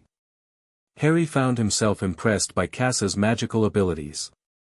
She was exceptionally powerful, with particular talent for transfiguration and defensive magic, though her technique sometimes relied too heavily on raw power rather than precision. Again, Harry instructed during one training session in the magically expanded basement of Grimmauld Place. Focus on the intent behind the shield, not just the force. Cass wiped sweat from her brow, raised her wand, and cast the protection spell again. This time, the shield formed with perfect clarity, a shimmering dome of magic that deflected Harry's test spell completely. Better, he approved. You've got the power. It's control that makes the difference. My previous instructors emphasized overwhelming force, Cass explained, taking a water break. The idea was to dominate your opponent quickly, not engage in prolonged dueling. That works until you face someone who can outlast you, Harry pointed out. Magic isn't infinite. Stamina and strategy matter. As they trained, Harry noticed their magic interacting in unexpected ways. When they cast simultaneously, their spells sometimes synchronized, creating amplified effects. When Cass struggled with a particular charm, Harry could demonstrate it and she'd grasp it immediately, as if the knowledge transferred through their bond. And the emotional connection continued to strengthen. Harry increasingly found himself aware of Cassia's feelings throughout the day, flashes of frustration during difficult lessons, satisfaction when she mastered something new, and sometimes, late at night, a profound loneliness she never acknowledged aloud. He knew she felt his emotions too, though they rarely discussed it directly. Occasionally she'd appear with tea just when he was feeling stressed, or give him space when memories of the war pressed too heavily on his mind. One evening, Harry found her in the library, surrounded by books on magical bonds. "Finding anything useful?" he asked, dropping into a chair across from her. "Nothing we don't already know." Cass closed the book she'd been reading. "The bond is growing stronger, just like everyone warned." "Is that bothering you?" Harry asked directly. She considered the question seriously. "Not as much as it should, which is concerning in itself." She met his eyes. "I can feel you in the back of my mind constantly now. Your emotions, your magic. Sometimes I can't tell where you end and I begin." "I know what you mean. Doesn't it worry you?" She leaned forward. "We barely know each other, yet we're magically entangled in a way that's historically meant for lifetime partners," Harry finished when she trailed off. "Yes, it's concerning. But also useful," she supplied. "Comforting, sometimes." Exactly. Harry hadn't admitted this to anyone else. "When I wake up from nightmares about the war, I can feel you there. It helps, knowing I'm not alone with those memories." Something vulnerable flickered across Cass's face. "I've never not been alone before." The moment stretched between them, honest in a way their interactions rarely were. Then Creature appeared with a crack, breaking the silence. "Master Harry, Auror Weasley is calling through the floor. Says it's urgent." Ron's face in the green flames looked grim. "Attack at the Ministry. Multiple casualties. They targeted the DMLE archives, the sealed records section. Death Eaters?" Harry was already summoning his aura robes. "Pure Covenant, looks like. They're still in the building. All Aurors are being called in." "I'm coming with you," Cass said immediately. Harry hesitated. "It could be a trap. They might be trying to draw you out. Or they might be after information about me or the Black family magic," she countered. "Either way, I'm not hiding while people get hurt because of me." Harry recognized the determination in her eyes, the same look he'd seen in the mirror countless times. "Stay close to me," he conceded. "And follow my lead." They fled directly to the Ministry emergency access point. The atrium was in chaos, wounded Ministry workers being tended by healers, Aurors establishing perimeter defenses, the air thick with smoke and the residue of combat spells. Ron met them near the security desk. 6 attackers, all masked. They blasted through to level 2, heading straight for the sealed archives. 3 Aurors down, 1 records keeper dead. Harry's expression darkened. "Where are they now?" "Barricaded in the archives with hostages. Demanding safe passage out with whatever they came for." "What's in those archives that's worth this?" Cass asked. "Records too sensitive for general filing," Ron explained. "Case files on Death Eaters, documentation of restricted magic, confiscated research. Or information about me," Cass concluded. "My birth records, details of my mother's pregnancy." Harry nodded grimly. "Let's move." They joined the Auror tactical team positioning outside the archives. Through the bond, Harry could feel Cass's tension, but also her focus sharpening. Her fear wasn't paralyzing her, it was fueling her resolve. 5 hostages, the team leader reported. "They've warded the main entrance against standard breach procedures." Harry studied the layout. "What about the maintenance shaft? The one connecting to the ventilation system?" "Too narrow for an adult," the team leader replied. Harry glanced at Cass. "But not for a transfiguration specialist." She caught his meaning immediately. "I could transform, get in unseen." "It's dangerous," Harry warned. "If they detect you, they won't," Cass said with quiet confidence. "My mother's sister taught me a few tricks about changing form." Harry felt her determination through their bond and made a decision. "She goes in through the shaft. I'll create a distraction at the main entrance.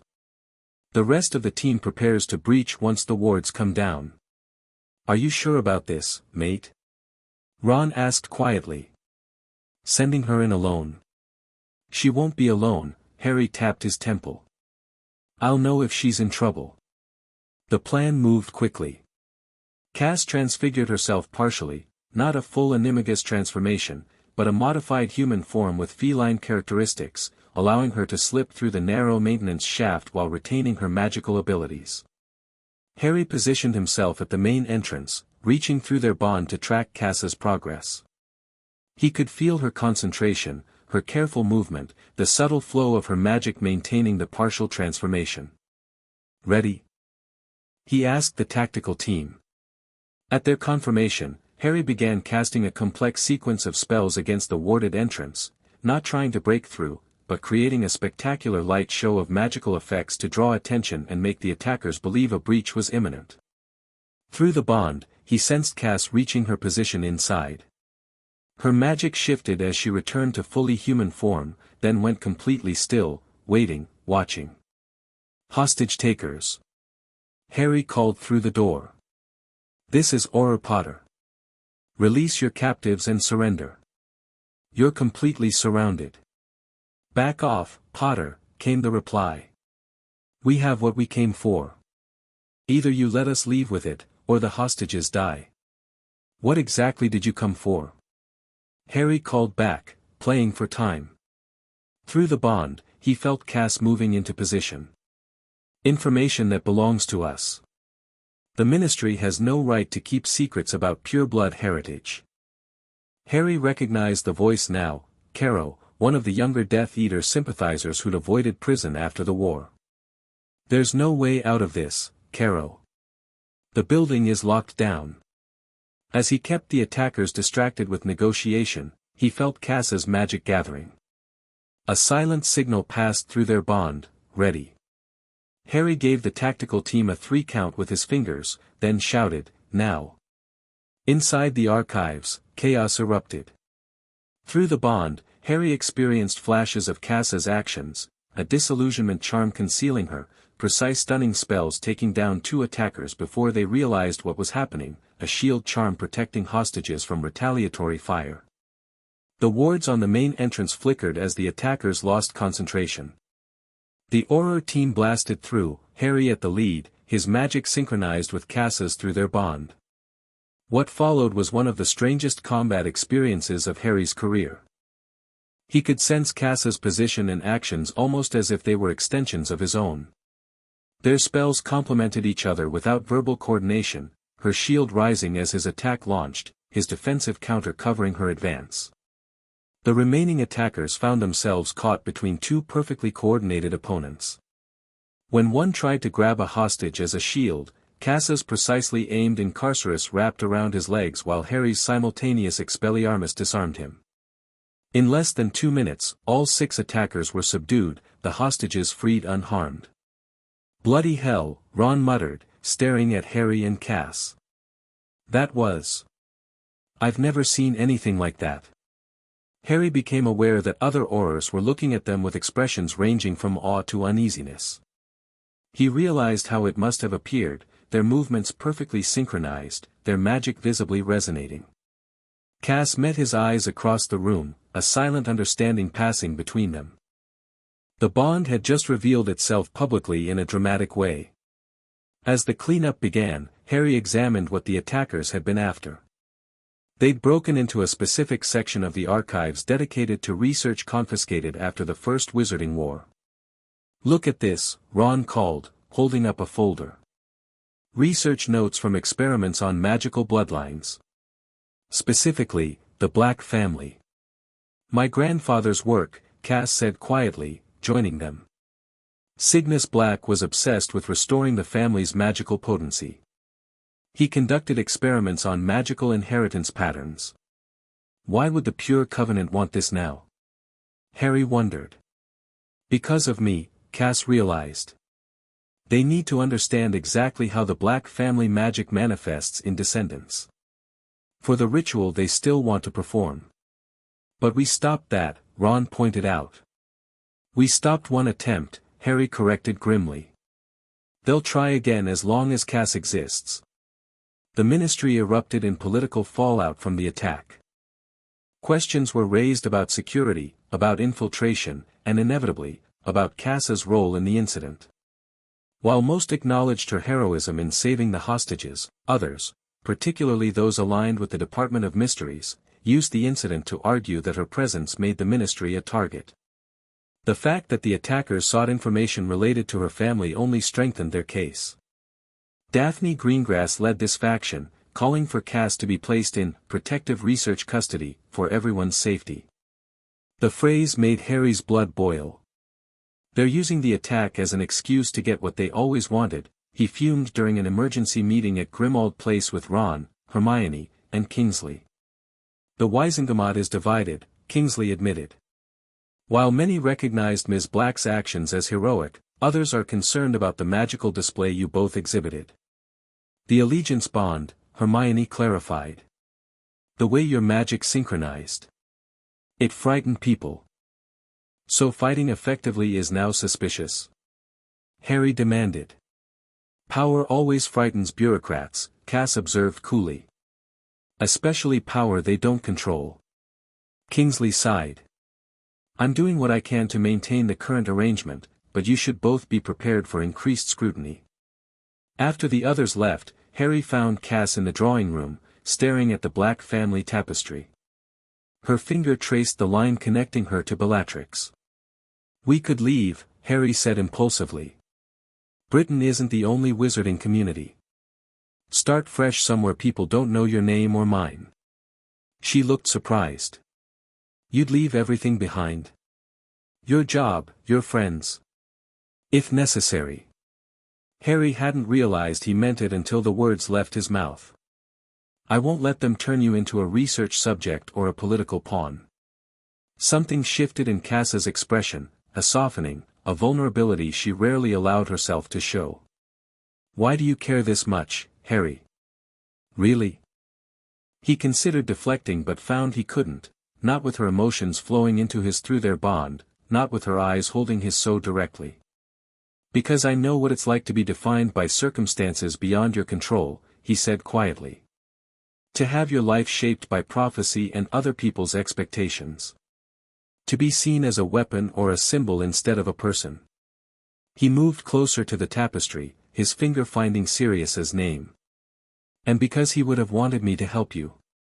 He knew better than anyone what it means to reject the path your family laid out for you. Cass was silent for a long moment. Then, so quietly he almost missed it, thank you.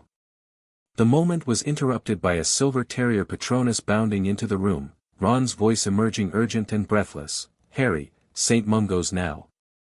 Hermione's been attacked outside the ministry. They found Hermione in a private room at St. Mungo's, conscious but pale, a bandage covering her left arm. Ron paced beside her bed, his face a mask of barely controlled fury. 3 of them, he reported tersely. Caught her leaving work, targeted specifically. Pure covenant? Harry asked. Had to be, though they wore masks. They said to tell you the Black Witch belongs with her true family. Ron's hands clenched into fists. If the hospital hadn't been so close. I'm fine, Hermione insisted, though her voice was weak. Just a cutting curse and some nasty hexes. The healers have countered everything. Cass had gone very still, her face expressionless in a way Harry had come to recognize meant she was suppressing intense emotion. Through their bond, he felt her guilt and anger coiling like a snake. This is because of me, she said flatly. They're targeting people close to you to get to me. This is because of them, Harry corrected firmly. Their choices, their actions. But Cass wasn't listening. She turned abruptly and left the room, her magic crackling visibly around her in a way Harry had never seen before. He felt her emotions surge through their bond, guilt transforming into cold, focused rage. Stay with Hermione, he told Ron, then hurried after Cass. He caught up with her outside the hospital. Where are you going? To end this. Her voice was eerily calm. I know who's behind these attacks. I've always known. Cass, my uncle, she cut him off. Rabaston Lestrange. My father's brother. He was part of my upbringing, more involved than Rodolphus at times. More fanatical too. Rabaston is in Azkaban, Harry said. Is he? Are you certain? Cass challenged.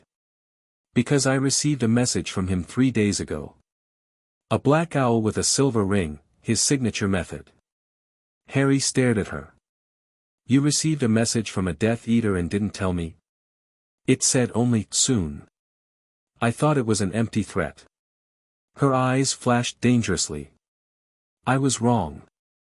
So what's your plan?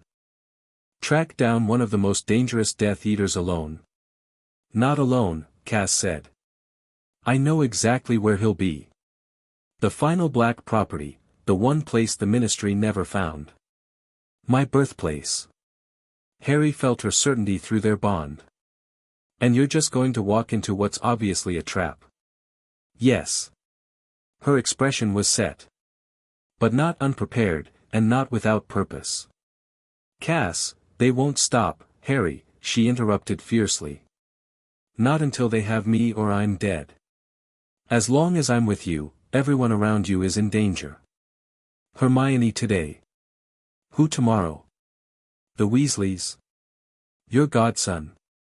Harry grasped her shoulders. Listen to me. Walking into their hands isn't the solution. Then what is? She demanded. Hide forever. Let more people get hurt. This is my fight. No, Harry said firmly. It's our fight. The moment you swore that oath, the moment I accepted it, we became a team. We do this together or not at all. He felt her resistance through their bond, her determination to protect him by removing herself from his life. But he also felt something else, a longing to believe him, to not face this alone. Let me help you, he said more gently. Tell me about this place. Gradually, her posture relaxed. Castle Black. It's unplottable, hidden in the Scottish Highlands. A fortress the family built centuries ago as a final retreat in case of persecution. That's where they took me after I was born, where I spent my first years before being moved between safe houses. And you think Rabaston is there now? I know he is. It's where he always returned when things went wrong. And it's where the ritual was always meant to take place, the heart of Black family territory, where the magical convergence is strongest. Harry considered their options. We need to tell Ron and Kingsley. Approach this strategically. We can't bring Aurors, Cass objected. The castle has ancient defenses that will activate against anyone not of Black blood or specifically invited by a family member. Then we go carefully, Harry decided. Scout first, understand what we're facing, then make a plan.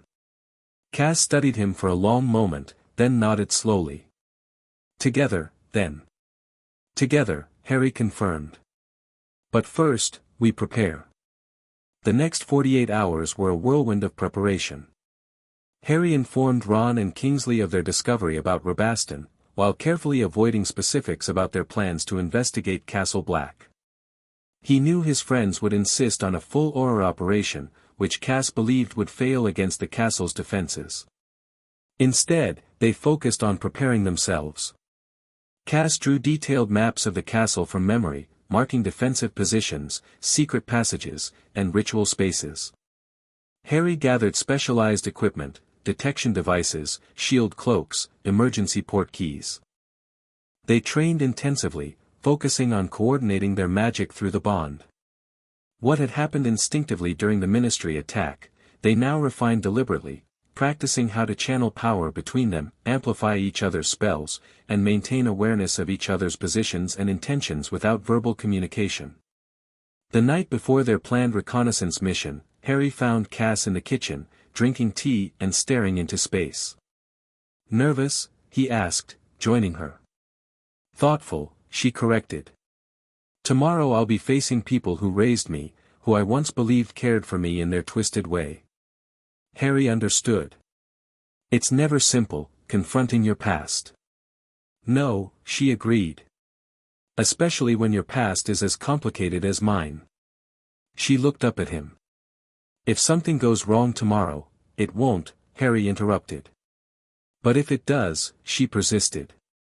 I want you to know I don't regret the allegiance oath. Whatever else this bond has done, it showed me I could be more than what they made me. Harry felt the weight of her words through their connection, the sincerity, the unspoken emotion behind them. Cass, a sudden crash from the drawing room cut him off. Both of them were on their feet instantly, wands drawn, moving in perfect synchronization toward the sound. They found the window shattered, glass scattered across the floor. In the center lay a small black box wrapped with a silver ribbon, identical to the ritual container they'd seen at the ministry. Don't touch it, Harry warned, casting detection spells. It's not cursed, Cass said, her voice strange. It's an invitation. She was right. The box contained a single piece of parchment with flowing script, the daughter of Black is summoned home. The ritual awaits. Come alone or watch your new friends perish one by one. The castle opens at midnight tomorrow. A trap, Harry said unnecessarily. Of course, Cass agreed, her face hardening. But now we know their timeline. The ritual must be tomorrow night, probably timed to some astrological alignment. We stick to our plan, Harry insisted. Reconnaissance first. We don't walk blindly into their hands. Cass nodded, but Harry sensed reservation through their bond. She was agreeing outwardly while harboring other thoughts. Cass, he said firmly. Promise me you won't try to handle this alone. She met his eyes directly. I promise I won't face them without you. The careful wording wasn't lost on him, but he accepted it for now. Their bond would alert him if she tried to leave without him. Morning brought unexpected developments. Theodore not appeared at Grimmauld Place unannounced, looking uncharacteristically disheveled. They're making their move tonight, he said without preamble. The Pure Covenant, Rabaston, all of them. They've been gathering for days. How do you know this? Harry demanded. Because I was invited. Nott's expression was grim. Many old families were, those with connections to the Blacks, those sympathetic to pure-blood causes. They're framing it as a restoration of magical heritage. And you came to warn us instead of joining them? Cass asked skeptically. I told you before, there are lines. Nott looked genuinely disturbed. What they're planning goes beyond politics or heritage. The ritual they've prepared, it's not just about awakening Black family magic. It's about binding it to a cause, creating a magical compulsion that would affect anyone with Black blood, however distant. Harry exchanged alarmed glances with Cass. That would affect dozens of families, Weasleys, Longbottoms, even Muggleborns with distant Black ancestry. Exactly, Nott confirmed. It's essentially magical enslavement, hidden behind rhetoric about heritage and tradition. Why tell us? Cass asked directly. What do you gain? Nott's composure slipped, revealing unexpected emotion. Because my mother was a Black cousin before she married. Because I could be one of those affected. And because, he hesitated, not all Slytherins approved of the Dark Lord's methods, whatever you may think of us. Harry made a swift decision. We're going to Castle Black tonight. Any information you have would help. Nott pulled out a folded parchment. Guest list. Security arrangements. Ritual timing. It's all there. He hesitated. Be careful, Potter. Rabaston isn't working alone. He has allies in the ministry itself. Greengrass? Harry guessed. Nott's expression confirmed it without words. Watch your back. After Nott departed, Harry and Cass adjusted their plans. They would no longer have the luxury of careful reconnaissance, they needed to infiltrate the gathering itself and disrupt the ritual before it could be completed. I should go in first, Cass argued. I can pass as an invited guest. Get the lay of the land before you follow. Too risky, Harry countered. The moment they realize it's you and not some other black descendant, they'll secure you for the ritual. Then what do you suggest? You can't exactly walk in unnoticed, Harry Potter. Harry thought for a moment. Actually, I can. The allegiance bond gives me a connection to the black family magic. I might be able to pass through the defenses, especially if you're with me. Cass looked skeptical. And your rather recognizable face? Polyjuice. I'll go as not, he's on the guest list but clearly not attending. They spent the remaining hours refining their approach. Harry would enter Polyjuiced as not, with Cass disillusioned and staying close through their bond. Once inside, they would locate the ritual space, assess security, then determine how best to disrupt the ceremony. As evening approached, Harry felt Cass's anxiety spike through their connection. "What's wrong?" he asked, finding her in Sirius's old room, staring out the window. "Just memories," she admitted. "The last time I was at Castle Black, I was a child being told stories about my glorious destiny." She turned to face him. "What if the defenses recognize me as more than a guest? What if they trigger some failsafe my family built specifically for my return?" Harry approached her. "Then we'll handle it together." "You have too much faith in me," she said quietly. "I have exactly the right amount," he corrected. "I've felt your heart through this bond, Cass. I know who you really are, beyond the black name or your mother's legacy." She looked up at him, vulnerability clear in her eyes. Without thinking, Harry reached out, his hand gently touching her cheek. The contact sent a surge of magic through their bond, warm and electrifying. For a moment, they stood frozen, both startled by the intensity of the connection. Then, with careful deliberation, Cass leaned forward and kissed him. The bond between them flared brilliantly. Harry could feel Cass's emotions merging with his, uncertainty, desire, a desperate need for connection beyond the magic that bound them. He pulled her closer, deepening the kiss, his magic resonating with hers in perfect harmony. When they finally separated, both were breathless. "That was..." Harry began. "The bond?" Cass asked, uncertainty in her voice. "Not just the bond," Harry said firmly. "Yes, the magic is part of it, but this," he gestured between them, "this is something else. Something real." She smiled then, a genuine smile untouched by her usual guardedness. "Something worth fighting for?" "Definitely." Harry checked his watch. "And speaking of fighting, it's time to go." The Scottish Highlands stretched dark and misty around them as they apparat to the coordinates Cass had provided. From the outside, Castle Black was invisible to normal perception, just an impression of rugged, uninhabited mountains. Cass took Harry's hand, now disguised as Theodore not via Polyjuice. "Focus on our connection," she instructed. "The castle will recognize the black magic in our bond."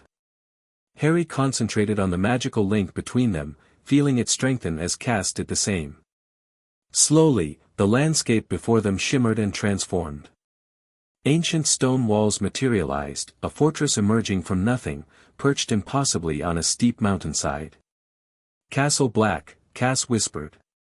It was both beautiful and forbidding, black stone towers reaching toward the night sky, windows glowing with magical light, a massive gate guarded by stone serpents that seemed to watch their approach with too aware eyes. Other guests were arriving, appearing at designated apparition points and proceeding toward the entrance. Most wore formal robes with family crests displayed prominently, a gathering of wizarding aristocracy. "Ready?" Harry asked, adjusting his borrowed appearance one final time. Cass cast a disillusionment charm on herself, becoming nearly invisible. "Stay connected through the bond. I'll be right beside you." Harry approached the entrance confidently, nodding to other guests as if he belonged. At the gate, a robed figure checked names against a list. "Theodore Knott," Harry said in Knott's characteristically bored drawl. The guard consulted his list. "Welcome, Mr. Knott. The gathering is in the Great Hall. The ritual begins at midnight." As Harry passed through the gateway, he felt magic wash over him, ancient protective spells assessing his identity. For a heart-stopping moment, he thought they would trigger, but then he felt Cassia's magic entwine with his through the bond, and the defenses accepted him. Inside, Castle Black was a testament to ancient wizarding wealth and power.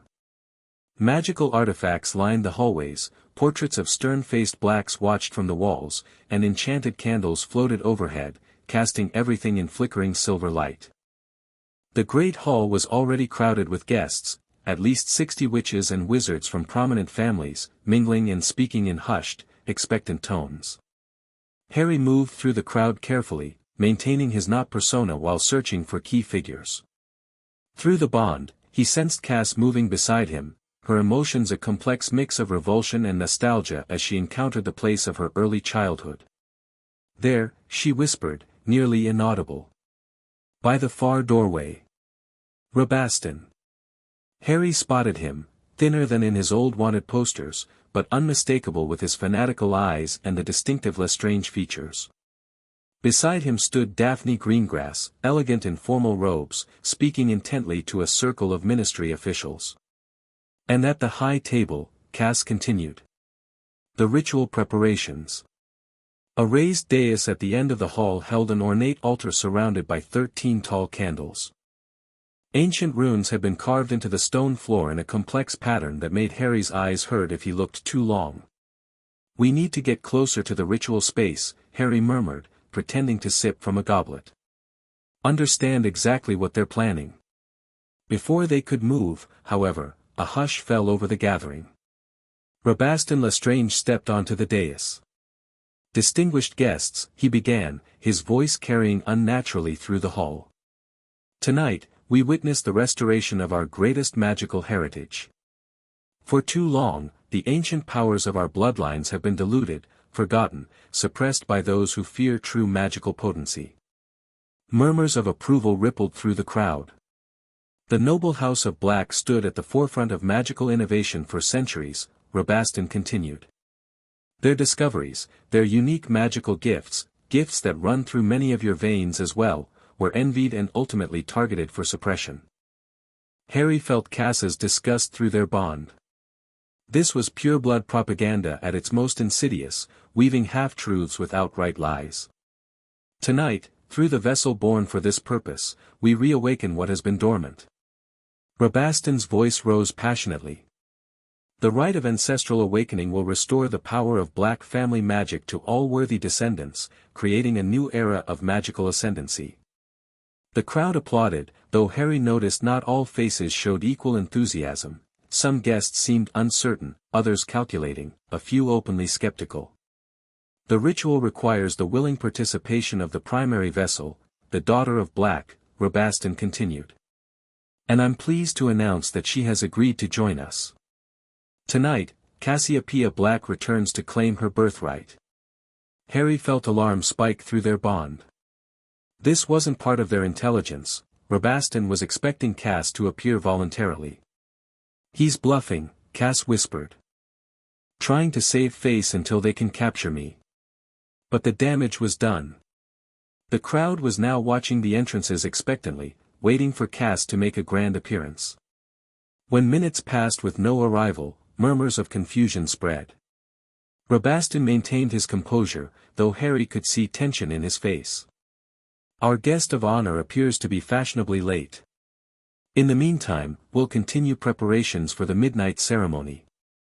Harry and Cass exchanged thoughts through their bond, adjusting their plan. The growing confusion created an opportunity. With attention focused on the entrances, they could investigate the ritual space more closely. They edged toward the dais, Harry playing the role of curious guest while Cass remained disillusioned beside him. Up close, the runes carved into the floor were even more disturbing, ancient symbols for binding, compulsion, and blood magic interwoven with the Black family sigils. This is worse than I thought, Cass whispered. These configurations, they're designed to establish magical dominance, not just awakening dormant talents. Anyone affected would be magically compelled to follow the ritual leader's commands. How do we disrupt it? Harry asked under his breath. The focal point is the altar itself, Cass replied. If we could damage the rune sequence beneath it, she fell silent as Daphne Greengrass approached. Mr. Knott, Greengrass greeted Harry coolly. I'm surprised to see you here. You seemed ambivalent about our cause when we last spoke. Harry adopted Knott's characteristic drawl. Intellectual curiosity. Rare magic deserves observation, whatever one's politics. Greengrass studied him with unervingly perceptive eyes. Indeed. And yet your recent activities suggest other priorities. Harry felt a warning through the bond. Cass sensed danger. Greengrass was suspicious. My priorities remain my own, Harry replied, maintaining character. As do my reasons for attending tonight. Of course, Greengrass smiled thinly. Though I wonder, the polyjuice potion has its limitations, doesn't it? Particularly when confronted with certain detection charms. Harry realized too late that she was already casting non-verbally. A subtle golden light washed over him, revealing a flicker of his true appearance beneath Knott's features. Potter, Greengrass hissed, her wand now pointed directly at him. I knew something wasn't right. And if you're here, she never finished the sentence. Cass dropped her disillusionment charm directly behind Greengrass, pressing her wand to the woman's back. Not another word, Cass warned quietly. Not another movement. The three of them stood frozen in tableau, partially concealed from the main gathering by a decorative column. Harry quickly scanned their surroundings. They had moments at most before someone noticed the confrontation. You've made a grave mistake coming here, Greengrass said, her voice controlled despite the wand at her back. The defenses are already active. No one leaves without Rabaston's permission now. What's your role in this, Greengrass? Harry demanded quietly. Ministry official by day, pureblood extremist by night. A cold smile touched her lips. Politics requires versatility, Potter. The ministry has its uses, but true power lies in older magic. You're helping enslave your own colleagues, Cass said disgustedly. Anyone with black family connections will become puppets once this ritual completes. Not enslavement, awakening, Greengrass corrected. Magic returning to its rightful wielders, with guidance from those who understand its proper use. Rabaston Lestrange and his Death Eater ideology. Harry scoffed. Greengrass's expression hardened. Temporary allies with useful resources. Once the ritual succeeds, leadership will naturally fall to those with administrative experience. Meaning you, Cass concluded. Among others. Greengrass shifted slightly. Now, I suggest you both surrender quietly. You're outnumbered and trapped. Harry felt a warning pulse through the bond from Cass. They were running out of time. Guests were beginning to look their way, noticing the tense conversation. The ritual space, Cass communicated silently through their bond. We need to damage it now, before they can secure us. Harry gave an imperceptible nod. Through their connection, they coordinated without words. Cass would create a distraction while Harry targeted the rune sequence under the altar. I'm afraid we'll have to decline your hospitality, Harry told Greengrass, feeling the polyjuice beginning to wear off completely. With perfect synchronization, they moved. Cass cast a powerful concussive spell upward, shattering the enchanted chandeliers above the gathering. As glass and magical energy rained down, causing chaos, Harry sprinted toward the dais, firing a blasting curse at the floor beneath the altar. The explosion rocked the great hall. Ancient stone cracked, the carefully carved runes split and fragmented. A howl of rage came from Rabaston as he realized what was happening. Potter, he screamed.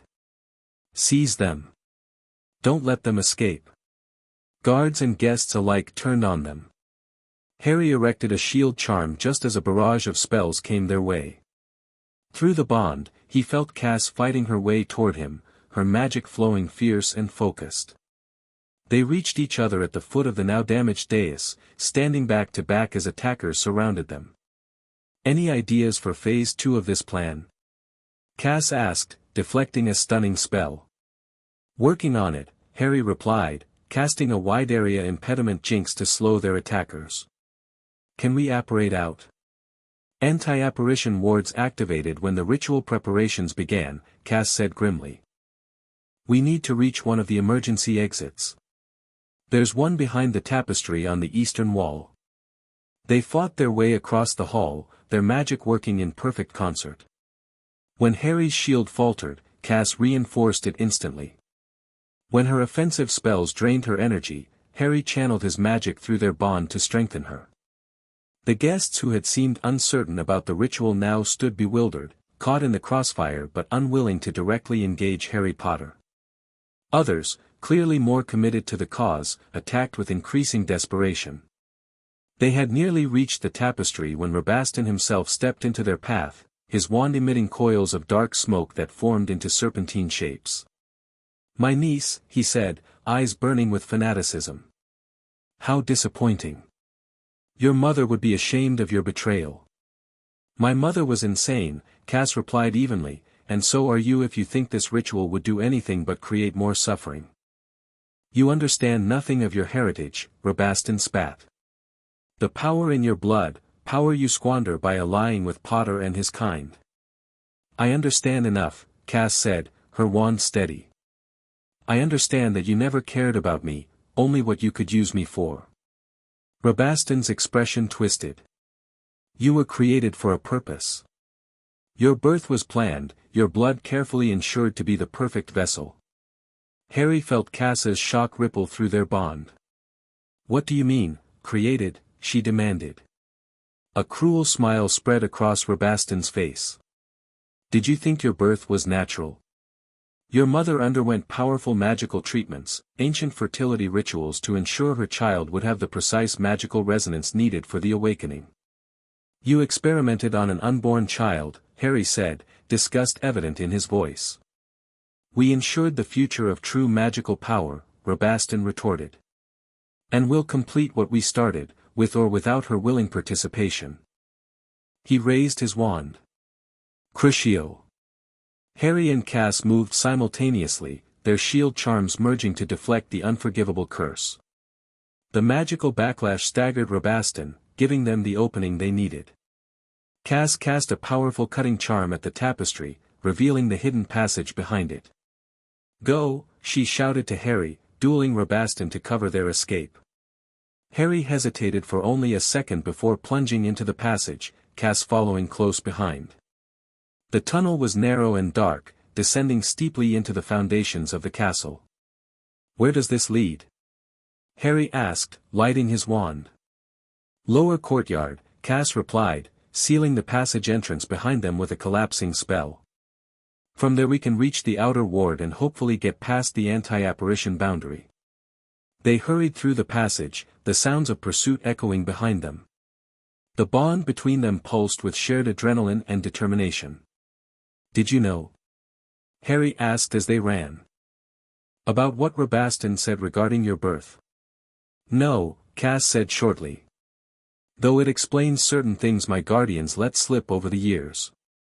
Discussions about the vessel being perfect, about magical resonance tests when I was an infant. Harry heard the controlled pain in her voice and reached for her hand in the darkness. It changes nothing about who you are now. Doesn't it? She squeezed his hand briefly before letting go. My entire existence was engineered for dark magic. Your purpose is your own to decide, Harry insisted. Nothing they did before you were born determines who you choose to be. The passage opened into a small courtyard surrounded by high stone walls. The night sky was visible above them, stars obscured by gathering storm clouds. The ward boundary is just beyond that gate, Cass pointed. But it'll be guarded. She was right. As they approached, figures emerged from the shadows, 6 robed guards with wands drawn. More fighting, then, Harry said grimly, raising his wand. But Cass put a hand on his arm. There's another way. She closed her eyes, reaching through their bond. Trust me. Harry felt her drawing on their connection, channeling magic in a way they hadn't practiced. The bond between them flared brilliantly, visible now as a golden light surrounding them both. "What are you doing?" he whispered. "Black family magic," she replied, her voice strained. "The castle responds to the bloodline. I'm using our bond to amplify my connection to the defenses." The guards approached cautiously, clearly unsettled by the magical display. "Surrender now," their leader commanded. "You cannot escape the castle grounds." Cass opened her eyes, which now glowed with the same golden light as the bond. "Castle Black," she intoned in a voice that seemed to resonate with strange power. "I, Cassiopeia, daughter of the ancient and most noble house of Black, command you to recognize your true heir. Open the way." For a moment, nothing happened. Then the ground beneath them trembled. The castle stones groaned as if awakening from long slumber. The guards looked around in alarm as the very walls seemed to shift. "What's happening?" one of them cried. The gate before them swung open of its own accord. Beyond it, the ward boundary shimmered visibly, a dome of magical energy covering the castle grounds. "Run!" Cass urged Harry, the golden light fading from her eyes as she sagged against him, drained by the magical effort. They sprinted for the gate, spells from the guards splashing against their shields. The ward boundary loomed ahead, crackling with power. "It's still active," Harry realized. The anti-apparition ward didn't drop. "We'll have to break through," Cass said, straightening with effort. Together. They reached the boundary, feeling the powerful magic resisting them. Behind, shouts indicated Rabaston and others had reached the courtyard. Harry and Cass joined hands, their magic flowing freely between them through the bond. They pointed their wands at the barrier and cast simultaneously, not a specific spell, but pure magical intent focused through their connection. The ward rippled, then split open before them like a curtain torn down the middle. They plunged through, feeling the magic lash at them as they passed, but the bond protected them, absorbing the backlash. Once beyond the boundary, Harry pulled Cass close. "Hold on." He operated just as curses from their pursuers reached the spot where they'd stood. They reappeared miles away, on a windswept hilltop Harry had chosen as an emergency rendezvous point. Both collapsed to the ground, magically exhausted. That, Harry panted, was not exactly according to plan. Cass laughed weakly. "When is it ever, with you?" They lay side by side on the cold ground, catching their breath, the bond between them humming with residual energy from their magical exertion. "We stopped the ritual," Harry said. "Damaged the focus point beyond easy repair." "Temporarily," Cass cautioned. "Rabaston won't give up. And now he knows we're actively working against him, not just hiding. But we also exposed Greengrass's involvement. And we know more about what they're planning." Harry turned to look at her. "Are you okay? What you learned about your birth?" Cass was quiet for a long moment. "I always knew my mother didn't have me out of maternal instinct. But to learn I was literally created as a magical experiment." She shook her head. "It's strange, but almost liberating. If I was never meant to be a normal child, then I have even less obligation to fulfill their plans for me." Harry reached for her hand, intertwining their fingers. Through the bond, he felt her turbulent emotions gradually settling into resolve. "What now?" she asked. "Now we take what we learned back to Kingsley and the others. Plan our next move." Harry sat up. "We disrupted their ritual, but they'll try again. We need to end this permanently." Cass nodded, her expression hardening with determination. "Then let's finish it. Once and for all." Chapter 3, Heart and Soul Sworn. "They're calling you the Black Witch now," Ron said, tossing the morning's daily prophet onto the kitchen table at Grimmauld Place. Cass raised an eyebrow as she examined the front page. Her face stared back at her, a grainy, distant photograph clearly taken without her knowledge, alongside a headline screaming, "Black Witch, Bellatrix's daughter unleashes ancient magic." "Charming," she muttered. "At least they got my good side." Harry leaned over her shoulder to scan the article. The usual mix of facts, wild speculation, and outright lies. Though they did get the part about Castle Black right. It had been 3 days since their infiltration of the ritual gathering. 3 days of planning, researching, and preparing while the wizarding world erupted in gossip and fear about the daughter of Bellatrix Lestrange and her mysterious bond with Harry Potter.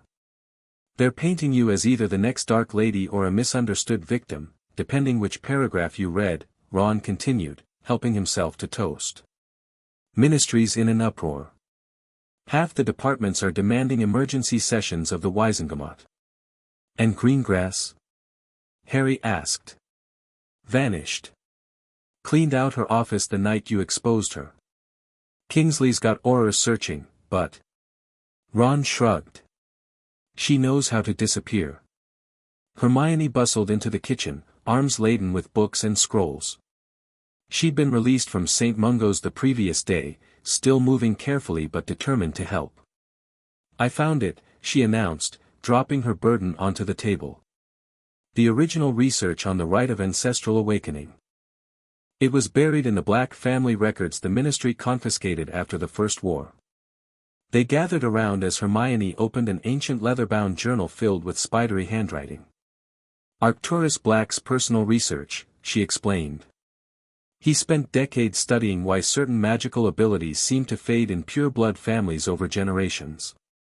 His theory was that magical gifts become dormant rather than lost, still present in the bloodline but inaccessible without specific activation. That's actually sound magical theory, Cass noted with surprise. The metamorphmagus ability in the Black line works that way. It can skip generations before reappearing. Exactly.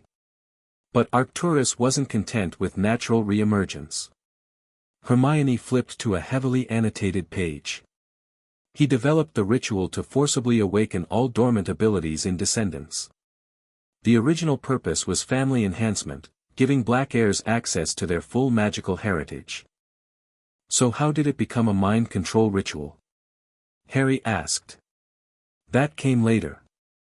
Hermione pointed to modifications in a different handwriting. These additions appear to be Cygnus Black's work, Bellatrix's father. He altered the ritual to include compulsion elements, ensuring awakened magic would serve proper pure-blood interests. My grandfather, Cass said flatly. Charming family I have. And this is what they want to use you for? Ron asked. To switch on special magic in anyone with Black blood. Not just switch it on, control it, Hermione clarified. With Cass as the focal point, the ritual would establish a magical hierarchy with the ritual leader at the top, able to influence everyone affected. Which explains why both Rodolphus and Rabaston were so desperate to control you, Harry said to Cass. Whoever leads the ritual becomes essentially the master of everyone with Black family magic. But that's hundreds of people, Ron said, aghast. Most old wizarding families have some Black connection. Including the Weasleys, several generations back, Hermione confirmed. The Longbottoms, the Macmillans, even some Muggle-born wizards with distant squib ancestors from the Black line. Cass stared at the journal, her expression hardening. So that's why they created me. A magical focus point with pure Black blood, raised to be loyal to their cause. She looked up, eyes flashing. Well, that plan backfired spectacularly. Harry felt her determination through their bond, fierce and unyielding. Over the past days, their connection had continued to strengthen. They could now communicate rudimentary thoughts without speaking and sense each other's presence anywhere within Grimmauld Place. Their magic had begun synchronizing even without conscious effort. According to this, Hermione continued, the ritual requires 3 key elements, the primary vessel of the bloodline, the ritual site aligned with family magic, and the celestial timing. She looked up gravely. The summer solstice occurs tomorrow night. So we have less than 36 hours before they try again, Harry concluded. But we damaged the ritual space at Castle Black, Ron pointed out. They'll have alternatives, Cass said quietly. Black family properties are scattered throughout Britain, each with magical significance. She paused. Though none as powerful as the original family seat. Which is? Harry prompted. The island of Raven's Keep. It's where the Black family first established themselves in Britain, centuries ago. Cass stood and paced the kitchen. It's unplottable, hidden in the North Sea. I've never been there, but I've heard stories. It's supposedly abandoned now, the magic too wild and dangerous after generations of dark experimentation. That sounds exactly like somewhere Rabaston would go for a backup plan, Harry said grimly. But how would we find it if it's unplottable? Ron asked. Cass and Harry exchanged glances, communicating silently through their bond. The Black family tapestry, Cass said finally. It's not just a record of lineage, it's connected to family magic. With the right spell, it might show all properties tied to the bloodline. Worth a try, Harry agreed, leading them to the drawing room. The ancient tapestry hung on the wall, the Black family tree sprawling across its surface. Cass approached it, drawing her wand slowly. I need silence for this, she murmured, closing her eyes to concentrate. She began to cast in a language Harry didn't recognize, older than Latin, with harsh consonants that seemed to resonate with the very walls of the house.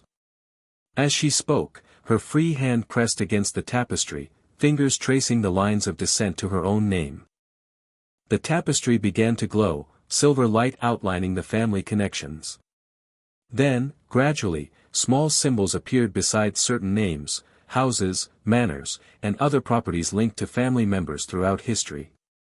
There, Cass whispered, pointing to a tiny island symbol beside the name of Ophiuchus Black, the family founder. Raven's Keep. The symbol pulsed with dark energy, as if responding to her attention. Suddenly, a thin silver thread extended from the symbol to Cass's finger, connecting with her skin. What's happening? Hermione asked nervously. It's recognizing me, Cass said, her voice strangely distant. Showing me the way. Through their bond, Harry felt what she was experiencing, magical coordinates imprinting themselves in her mind, a path appearing that only someone of black blood could follow. I can find it now, she said, withdrawing her hand from the tapestry. The silver thread broke, but the knowledge remained. And I can bring others through the magical barriers if they're connected to me. Through the allegiance bond, Harry realized. Cass nodded. You can pass through with me. Others. She glanced at Ron and Hermione. It's complicated.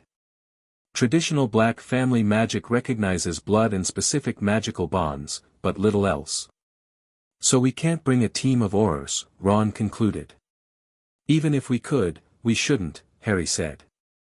Kingsley's investigating which ministry officials were at Castle Black. Until we know how deep the Pure Covenant's influence runs, we can't risk alerting them through official channels. So it's just us? Hermione asked, looking concerned.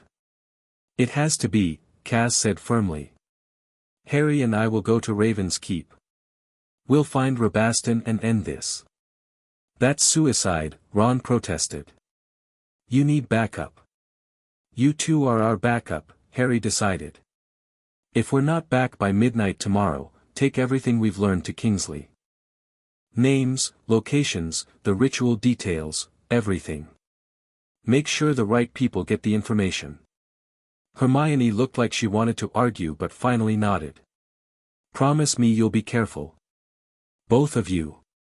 Aren't we always? Harry asked with a half-smile. Literally never, Ron muttered. As they prepared to leave, gathering supplies and reviewing what they knew of Black family defenses, Harry pulled Cass aside into the library. There's something we need to discuss, he said quietly. The bond. Cass met his eyes steadily. It's still getting stronger. Yes. Harry could feel it constantly now, her presence in his mind, her magic intertwined with his. Hermione's research suggests there's a final stage to these allegiance bonds. A completion that stabilizes the magic. Soul bonding, Cass said directly. I found references in the Black family books.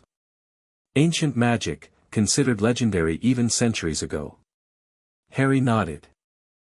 If we're heading into a confrontation with Rabaston, we should understand what might happen. Our magic is already synchronizing spontaneously. In a high-stress situation, it could fully activate, Cass finished. Permanently binding our magic, possibly our life forces. Does that concern you? Harry asked carefully. Cass was silent for a long moment, her emotions flowing through their bond, uncertainty, fear, but also something deeper, something neither of them had named yet. A week ago, it would have terrified me, she finally answered. The idea of being bound to anyone, after a lifetime of being controlled. She shook her head. But this is different. This bond, it doesn't constrain me. If anything, it's shown me possibilities I never imagined. Harry stepped closer, taking her hands in his. I feel the same way. But I needed to be sure you weren't feeling trapped by another magical obligation. Harry Potter, Cass said with a wry smile, you're the only obligation I've ever chosen freely. She leaned forward, kissing him softly. Whatever happens with the bond, we'll face it together. Through their connection, Harry felt the absolute truth of her words, and his own certainty reflected back. They departed at dawn the next morning, operating to a remote point on the Scottish coast that Cass had identified as the closest mainland access to Raven's Keep's magical coordinates. The day was grey and stormy, heavy clouds hanging low over the churning North Sea. Wind whipped across the rocky shore as they made final preparations. Once we begin, there's no turning back, Cass warned, drawing complex runes in the sand with her wand. Black family magic doesn't allow for hesitation. Harry nodded, securing the last of their supplies. How exactly do we reach an unplottable island in the middle of the sea? The old way, Cass replied grimly. She finished the rune sequence and stepped back. Blood calls to blood. Before Harry could object, she sliced her palm with a quick spell, allowing several drops of blood to fall onto the central rune. The markings flared brilliant silver, then sank into the sand as if absorbed. For a moment, nothing happened. Then the sea before them began to churn more violently. The waves pulled back, revealing a narrow stone causeway that had been hidden beneath the water, ancient black stones forming a path stretching out into the mist. The Black Road, Cass explained, healing her palm. It appears only to family blood and those bound to it. To anyone else, will appear to be walking into the sea and disappearing. Cheery thought, Harry muttered, eyeing the narrow causeway that vanished into the fog. How long will it stay visible? Until we cross or the tide turns, Cass said. So we should hurry. They set off along the stone path, waves crashing hungrily on either side.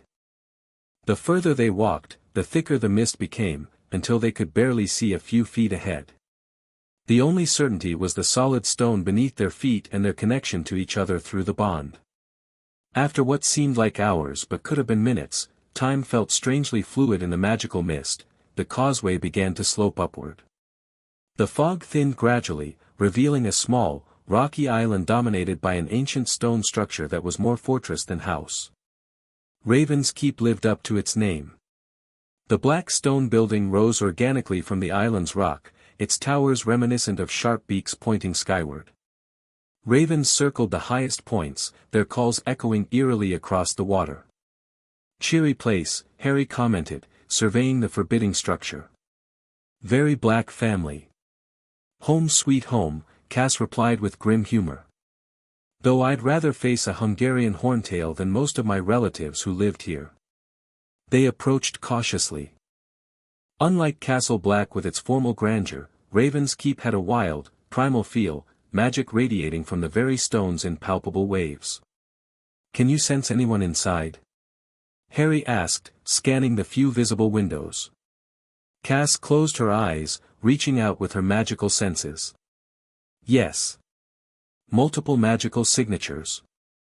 They're here all right, preparing something big in the central chamber.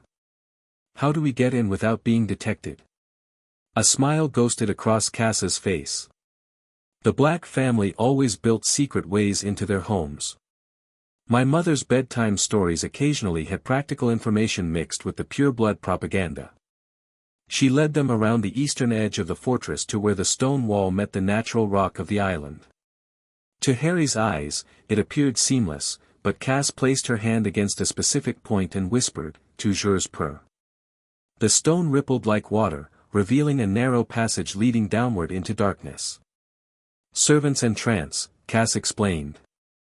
For house elves and less reputable visitors the family didn't want seen coming through the front door. They slipped inside, lighting their wands once the entrance sealed behind them. The passage was cramped and damp, clearly unused for decades. It wound downward into the foundations of the keep before branching in several directions. "Which way?" Harry whispered. Cass hesitated, then pointed to the rightmost passage. "That should lead toward the central hall.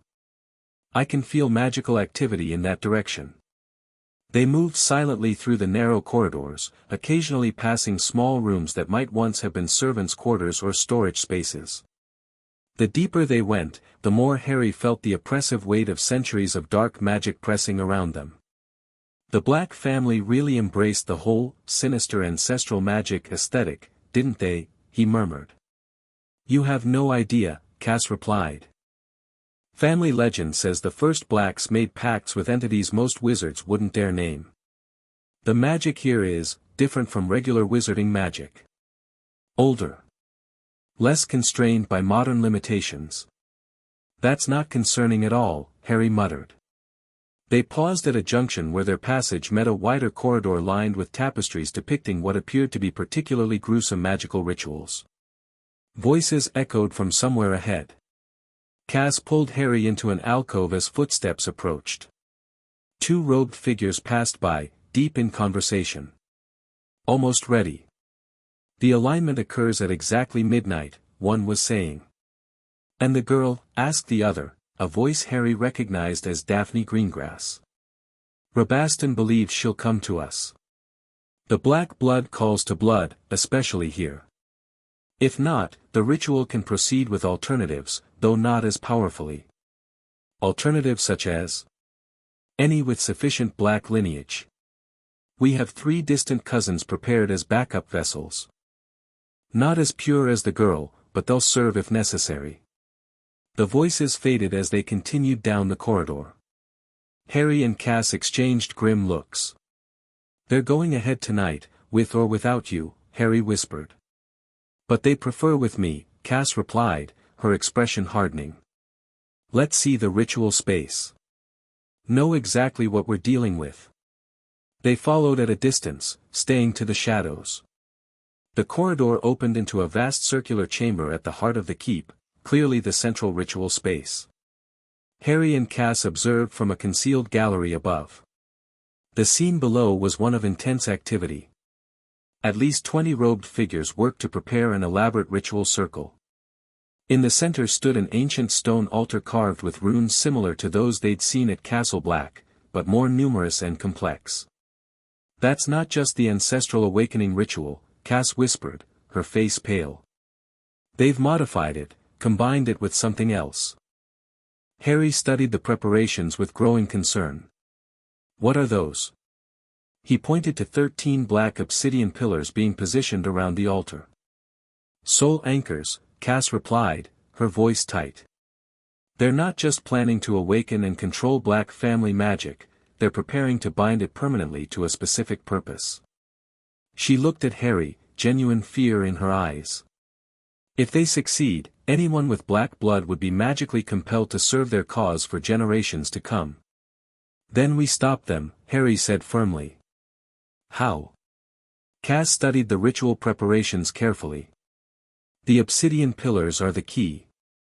They need to be charged with sacrificial magic before the ritual can begin. If we can disrupt even a few of them." "When do they perform the charging?" "It would typically be done at sunset, about 2 hours from now." Cass continued analyzing the setup.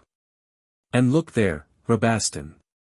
Harry spotted him directing activities from a raised platform at one end of the chamber. Beside him stood Daphne Greengrass and several others Harry recognized from the ministry. "We need a plan," he said. We can't just charge in against 20 dark wizards in a place literally saturated with their kind of magic. No, Cass agreed. But we might not have to fight them all. She pointed to a pattern in the floor surrounding the ritual space. See that? It's a containment circle. Once activated, it prevents magic from entering or leaving the ritual area. So if we could trap them inside their own containment. Exactly. And I know just how to do it, Cass said with grim determination. They retreated to a secure location to finalize their plan. As the sun began to set, casting long shadows through the keep's few windows, they prepared for what might be their most dangerous confrontation yet. If this goes wrong, Harry said quietly, checking his equipment one last time. It won't, Cass interrupted, though her confidence didn't quite reach her eyes. But if it does, he persisted, I want you to know that meeting you has been one of the most unexpected and important things in my life. Through their bond, he let her feel the depth of his meaning, the connection that had grown between them, transcending their complicated beginnings. Cass touched his face gently. Same goes for me, Potter. She kissed him briefly but intensely. Now let's go ruin my uncle's day. They moved into position as the ritual preparations entered their final phase. From their hiding place, they watched as the 13 obsidian pillars were arranged in a perfect circle around the altar. Rabastan stood before them, arms raised dramatically.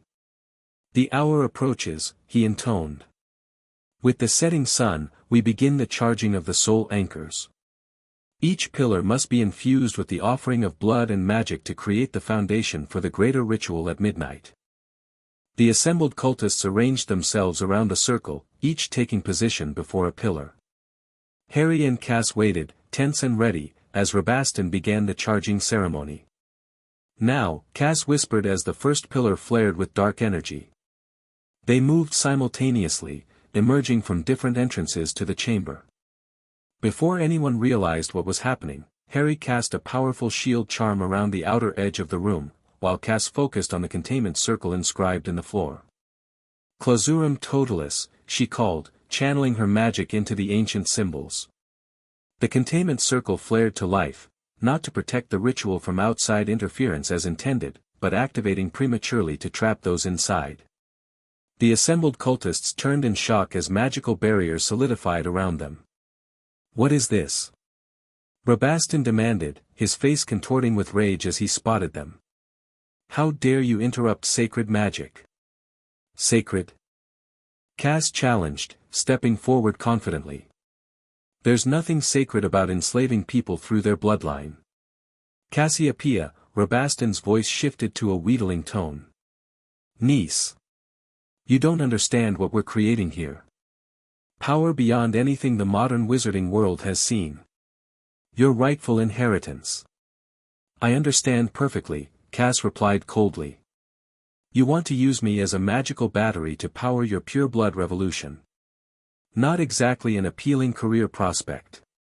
While Cass kept Rabastan distracted, Harry worked to strengthen the containment circle, preventing the trapped cultists from disrupting it.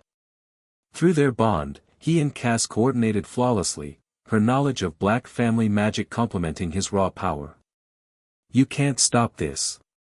Daphne Greengrass called, her polished ministry facade cracking to reveal fanatical determination. The alignment occurs tonight. The ritual will proceed, with or without you. That's where you're wrong, Cass replied.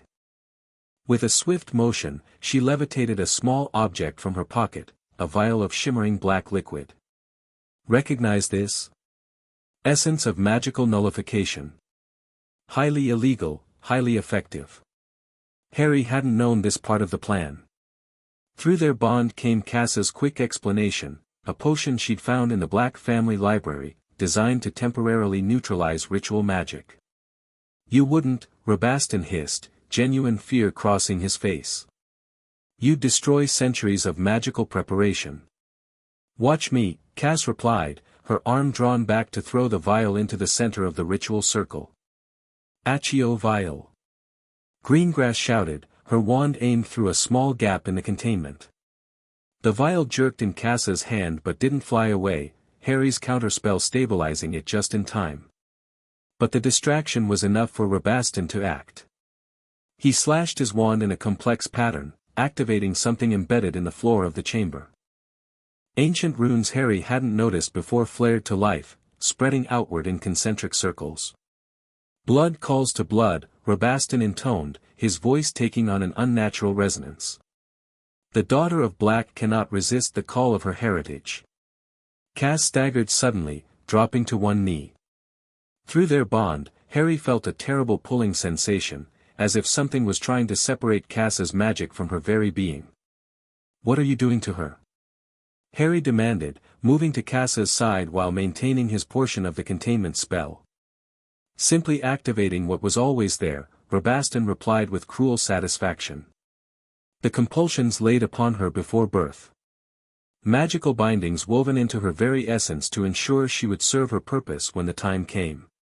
Cass's face had gone pale, her breathing labored as she fought whatever magic was pulling at her. Through their bond, Harry felt her struggling against an ancient force, one that recognized her blood and demanded obedience. "You can't fight it, niece," Rabaston continued. "The magic knows its vessel. Step into the circle willingly, and the pain will stop. Fulfill your destiny." "I make my own destiny," Cass ground out, though her voice shook with effort. Harry knelt beside her, never breaking his spell but reaching for her free hand. The moment they touched, their bond flared brilliantly, visible now as golden light entwining around both of them. "What is this?" Rabaston demanded, his triumph faltering at the unexpected display. "Something you didn't account for," Harry said, strength flowing into his voice as he and Cass channeled magic through their connection. "She's not just a Black anymore. She's bound to House Potter as well. A mere allegiance oath cannot overcome blood magic." Rabaston scoffed, though uncertainty had crept into his expression. "This is more than an allegiance oath," Cass said, drawing strength from Harry's support. She stood shakily, their joined hands blazing with combined magic. "This is a choice. My choice." The pulling sensation intensified as Rabaston poured more power into the compulsion magic. The cultists began chanting, adding their energy to his efforts. The obsidian pillars pulsed with dark light, creating a counterpoint to the golden glow of Harry and Cass's bond. "We need to break the pillars," Cass gasped, fighting through the pain. "Disrupt the energy flow." Harry nodded, understanding instantly. Together, they raised their wands, magic flowing between them in perfect synchronization.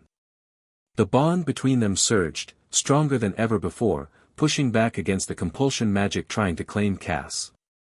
Reducto, they cast simultaneously, aiming at the nearest obsidian pillar.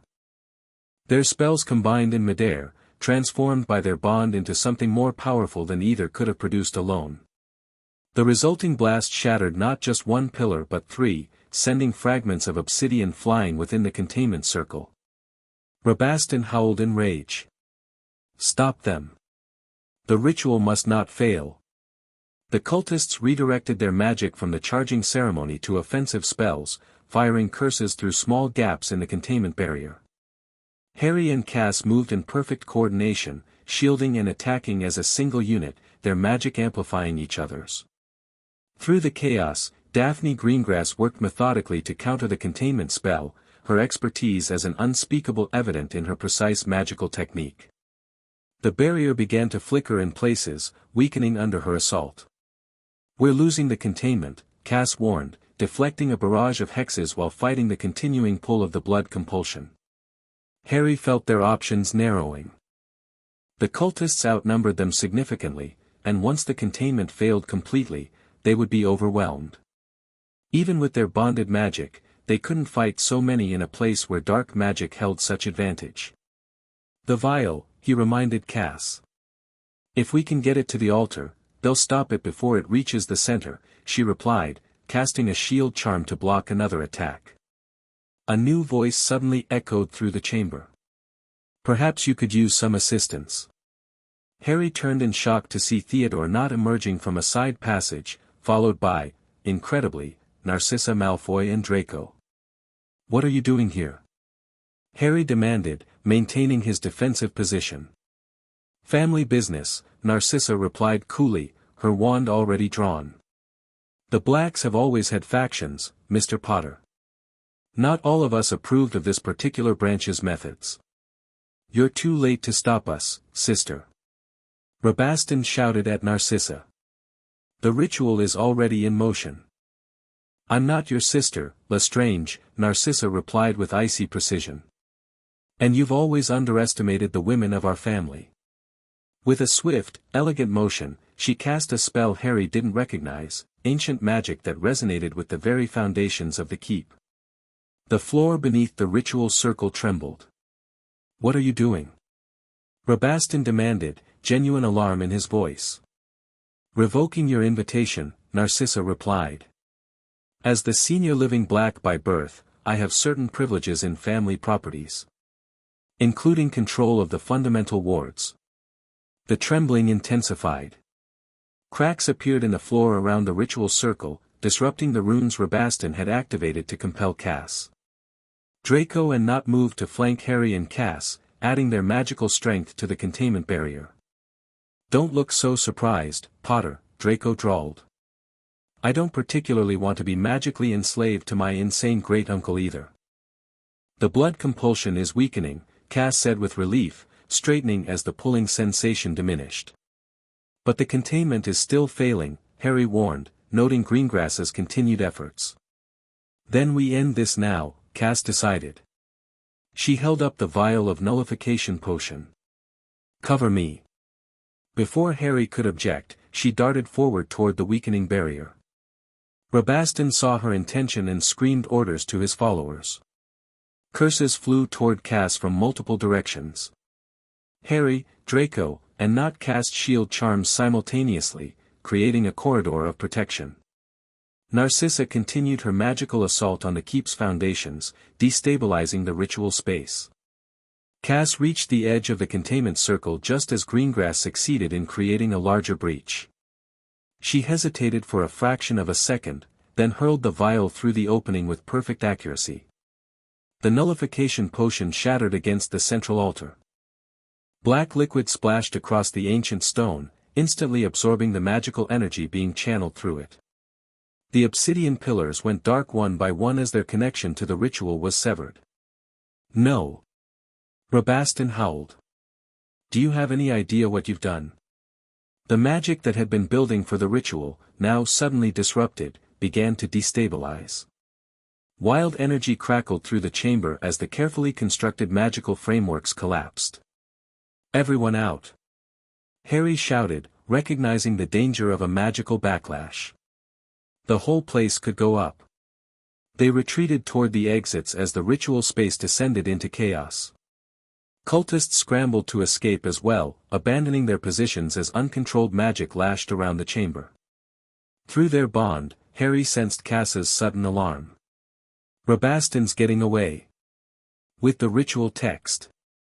He spotted the Death Eater slipping through a side passage, clutching an ancient tome to his chest. Go. Narcissa called to them. We'll handle the evacuation. Stop him from taking that book. Harry and Cass sprinted after Rabaston, following him deeper into the keep. The bond between them pulsed with urgency, their magic still synchronized from the battle. They caught up to him in what appeared to be an ancient library, shelves of forbidden texts lining the walls, magical artifacts displayed on pedestals throughout the room. It's over, Rabaston, Harry called, wand trained on the Death Eater. Surrender the book and come quietly. Rabaston laughed, a hollow, desperate sound. You think this ends here? The ritual can be performed elsewhere, at another time. The pure blood cause will triumph eventually. The pure blood cause, Cass said with disgust. You mean your pathetic attempt to cling to power you never earned? You're as much a disappointment as your mother became, Rabaston spat. Bellatrix had such potential before she lost herself to obsession with the Dark Lord. You could have restored our family's greatness. I intend to, Cass replied evenly. Just not in the way you imagined. Rabaston's expression twisted with fury. He slashed his wand in a vicious arc, sending a shelf of books crashing toward them. As they dodged, he cast again, not at them, but at a glass case containing what appeared to be a small black orb. "If I can't have the Black Legacy," he snarled, "no one will." The case shattered. The orb rose into the air, pulsing with malevolent energy. "What is that?" Harry demanded, feeling dark magic radiating from the object. "Family insurance policy," Cass answered, her face pale. "A magical failsafe the original Blacks created. If the family was ever truly threatened with extinction." The orb began to spin, emitting tendrils of black smoke that reached toward the walls, the floor, the very foundations of the keep. "You're insane," Cass told Rabastan. "That will destroy everything, including you." "A fitting end," Rabastan replied with the fervor of a true fanatic. "The last stand of pure-blood nobility." The keep began to tremble as the orb's magic activated ancient self-destruction sequences built into the very stones. Dust rained from the ceiling as the structure groaned around them. "We need to get out," Harry urged, pulling Cass toward the exit. "Not without the book," she insisted. "If he escapes with it, they can try again." Rabastan backed away, clutching the tome protectively. "The knowledge returns to the shadows, to await a worthier generation." Harry felt Cass's determination through their bond. Together, they cast simultaneously, Cass aiming an Expelliarmus at the book while Harry sent a stunning spell at Rabastan. The Death Eater deflected Harry's spell but lost his grip on the tome, which flew toward Cass. As she caught it, Rabastan snarled in rage and cast a blasting curse at the ceiling above her. "Cass!" Harry shouted, lunging forward. Time seemed to slow. Harry saw the stones falling, saw Cass looking up in alarm, felt her fear spike through their bond. Without conscious thought, he reached for her, not physically, but through their connection, channeling all his magic, all his will into protecting her. The bond between them exploded with light. Golden energy enveloped them both as the ceiling collapsed. Stones that should have crushed them slowed, then stopped in midair, suspended by the incredible magical force emanating from their joined power. Harry felt something fundamental shift in the bond, a final barrier dissolving as their magic fully merged. Memories, emotions, magical knowledge flowed freely between them. For a moment that felt both instantaneous and eternal, they existed as a single magical entity, perfectly unified. Then reality reasserted itself. The suspended stones crashed down around them, but they remained protected within their golden shield. "The soul bond," Cass whispered, awe in her voice. "It's complete." Harry nodded, feeling the difference immediately. Their connection was no longer something external, but an integral part of both their magical cores, two distinct individuals permanently linked at the most fundamental level. The keep continued to shake violently around them, the orb's destruction magic accelerating. Through the chaos, they spotted Rabastan fleeing toward another exit. "We can't let him escape," Harry said, already moving. They pursued him through collapsing corridors, their newly completed bond allowing them to navigate the danger with preternatural awareness. The magical synchronization they'd experienced before was now effortless, their spells combining and augmenting each other without conscious coordination. They cornered Rabastan in what appeared to be an ancient ritual chamber near the foundations of the keep. Water was already flooding in from cracks in the walls as the structure began to fail. "Surrender, Rabastan," Harry commanded. "It's over." The Death Eater turned, wild desperation in his eyes. "Never." He raised his wand, preparing a final, deadly curse. Before he could cast, Cass stepped forward. "By the blood of the House of Black," she intoned, her voice carrying strange power, "I reject you and your claim to our family magic. You are cast out, Rabastan Lestrange. Excisus familiae." A shock wave of magic radiated from her, striking Rabastan with visible force. He screamed as something vital seemed to tear away from him, connections to Black family magic he'd claimed through his marriage into the line. He staggered, suddenly looking older and diminished. "What have you done to me?" "Removed what was never truly yours," Cass replied coldly. The Black family magic you've been exploiting for decades. Rabaston lunged at her in rage, abandoning magic for physical attack. Harry stepped forward to intercept him, but the floor beneath them gave way with a terrible crack. The three of them plunged downward as the chamber collapsed, falling amid stone and timber into the flooded foundations below. Harry hit the icy water hard, the book Cass had been carrying knocked from his grasp by the impact. Disoriented, he fought his way to the surface, immediately searching for Cass through their bond. He felt her nearby, also struggling in the churning water. Another presence flailed nearby, Rabaston, fighting to stay afloat as more debris rained down. The book.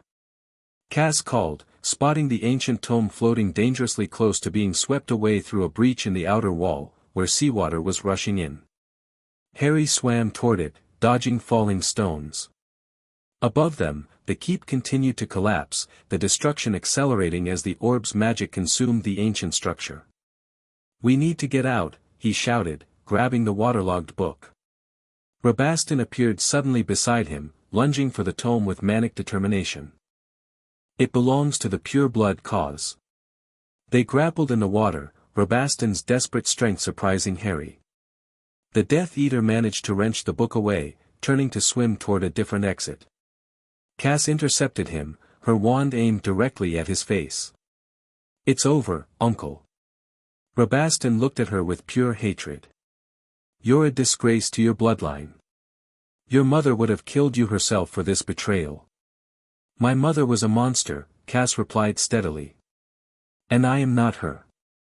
With a swift, precise movement, she cast a stunning spell. Rabaston collapsed backward into the water, unconscious. Harry grabbed him before he could drown, while Cass secured the book. "We need to move now," he shouted as larger sections of the ceiling began to give way. They fought their way through the flooding chambers, half swimming, half climbing through the collapsing structure. Rabaston's unconscious form made their progress slower, but neither was willing to leave even him to drown. Through their completed bond, they navigated instinctively, sensing dangerous areas before they collapsed, finding pathways that still held stable. When one tired, the other's strength flowed through their connection, sustaining them both. Finally, they emerged onto the rocky shore of the island. Behind them, Raven's Keep was now almost completely destroyed, towers crumbling into the sea, ancient magic dissipating in spectacular bursts of light and energy. They dragged Rabaston to safety just as the final walls gave way. Centuries of Black family history, dark magic, and forbidden knowledge disappeared into the North Sea. "Appropriate, somehow," Cass said quietly, watching her ancestral home collapse. "An end to that legacy." "Not an end," Harry replied, taking her hand. "A transformation. The Black family continues, just not as they imagined it would." She squeezed his hand, emotions flowing freely through their bond, grief mixed with relief, loss with liberation. "What happens now?" Before Harry could answer, multiple cracks of apparition sounded around them. Aurors appeared on the shore, led by Ron and Kingsley Shacklebolt. "Harry! Cass!" Ron called, rushing toward them. "What the bloody hell happened here?" "Long story," Harry replied wearily. "Rabaston's in custody.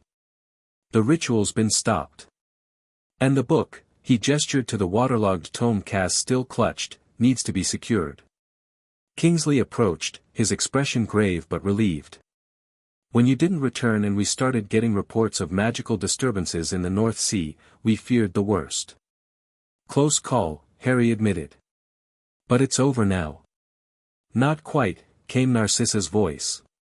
She approached with Draco and Knot, all three looking battered but alive. "The Pure Covenant's leadership has been broken, but their ideology remains. There will be others who share their goals."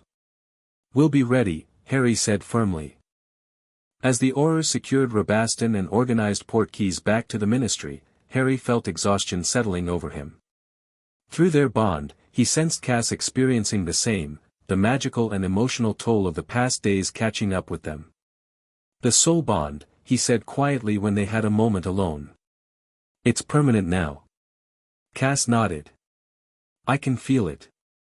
It's different than before, deeper, more stable. Regrets? Harry asked, searching her face. She considered the question seriously. It wasn't what either of us planned. But.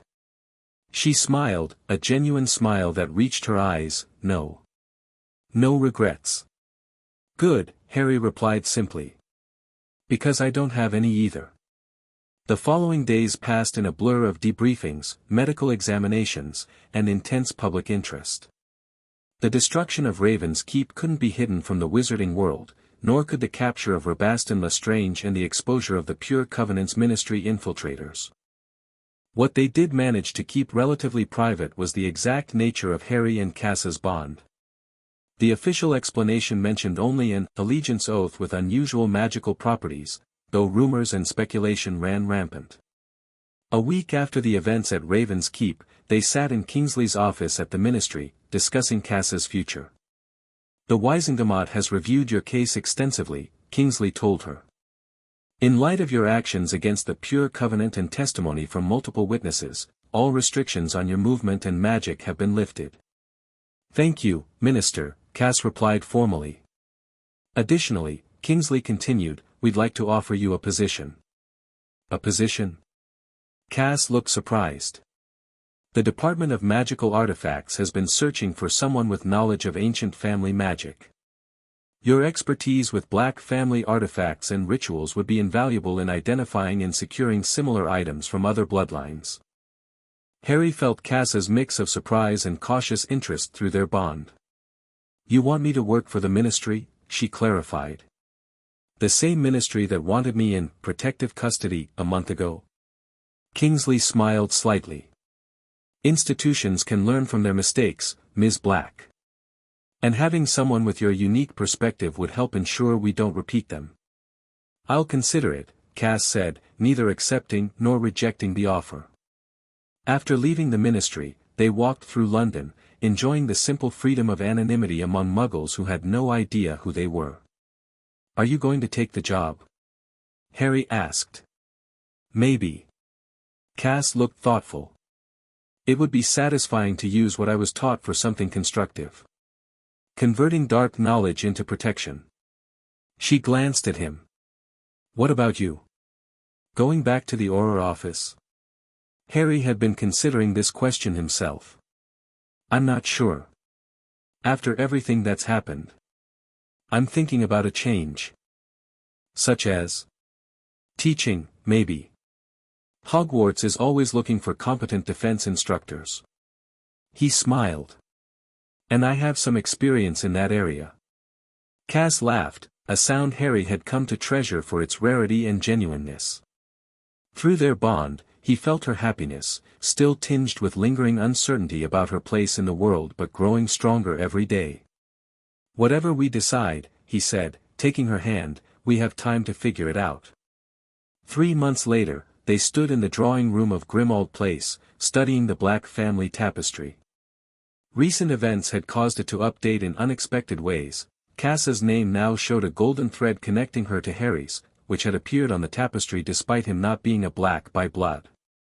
Soul bonds apparently override even ancient family magic, Hermione had explained when they first noticed the change. The tapestry recognizes Harry as part of the family now, not just an heir by naming. Planning to redecorate? Ron asked, entering with drinks for everyone. The 4 of them had gathered for their weekly dinner, a tradition that had developed naturally as their lives settled into new patterns. Just contemplating family history, Cass replied, accepting her glass. And its unexpected turns. Speaking of unexpected, Hermione said, setting down her own drink, I've been researching soul bonds in my spare time. They're incredibly rare in recorded magical history, only 7 confirmed cases before yours. Of course you've been researching, Harry said with affectionate exasperation. Find anything interesting? Actually, yes. Hermione's expression turned serious. In all documented cases, the bonded pairs developed unusual magical abilities over time. Shared spellcasting, magical sensing beyond normal range, even in some cases the ability to draw on each other's magical cores in times of need. We've noticed some of that already, Cass acknowledged. In the months since Raven's Keep, they've discovered they could cast certain spells in perfect unison with amplified effects, and always seem to know each other's location regardless of distance. The research also suggests these bonds typically strengthen with time, Hermione continued. The oldest recorded pair, from the 14th century, apparently could communicate telepathically across hundreds of miles. Brilliant, Ron said. So eventually you'll be able to spy on each other's thoughts from anywhere? That's not creepy at all, Harry commented dryly. It doesn't quite work that way, Cass explained. It's more like awareness than mind reading. I can sense Harry's emotions, his general state, but not spy on his private thoughts. Unless I choose to share them, Harry added. Still, Ron said, must be strange having someone else permanently in your head. Harry and Cass exchanged glances, a silent communication passing between them through their bond. Actually, Harry said, after everything we've both been through, it's nice not to be alone anymore. Later that evening, after Ron and Hermione had left, Harry found Cass in the library, examining the book they'd recovered from Rabaston, now carefully restored and contained in protective spells. Still worried about it? He asked, sitting beside her. Always, she admitted. The Ministry secured it, but knowledge like this has a way of re-emerging when least expected. Then we'll deal with it again if necessary, Harry said simply. Cass closed the book and leaned against him, their bond humming contentedly with the proximity. I used to wonder who I would have been without my mother's shadow hanging over me, she mused. Without being raised as the vessel for some ancient ritual. And now? Now I realize it doesn't matter, she said. We're all shaped by our pasts, but not defined by them. What matters is the choices we make going forward. She looked up at him. And I choose this. Us. Harry felt the absolute truth of her words through their bond, no hesitation, no regret, just certainty. When I saved you that day in the compound, he said quietly, I never imagined where it would lead. When I swore that oath, she replied, I was just desperate to escape another cage. I never expected to find freedom instead. Harry pulled her closer. To unexpected journeys, he murmured. And chosen families, she added. The bond between them pulsed warmly, golden threads of magic connecting them in ways visible only to them, heart and soul sworn, not by fate or blood or ancient ritual, but by choice, freely made and freely kept. The end. Thank you for watching this video. Please be sure to subscribe to our channel and like this video.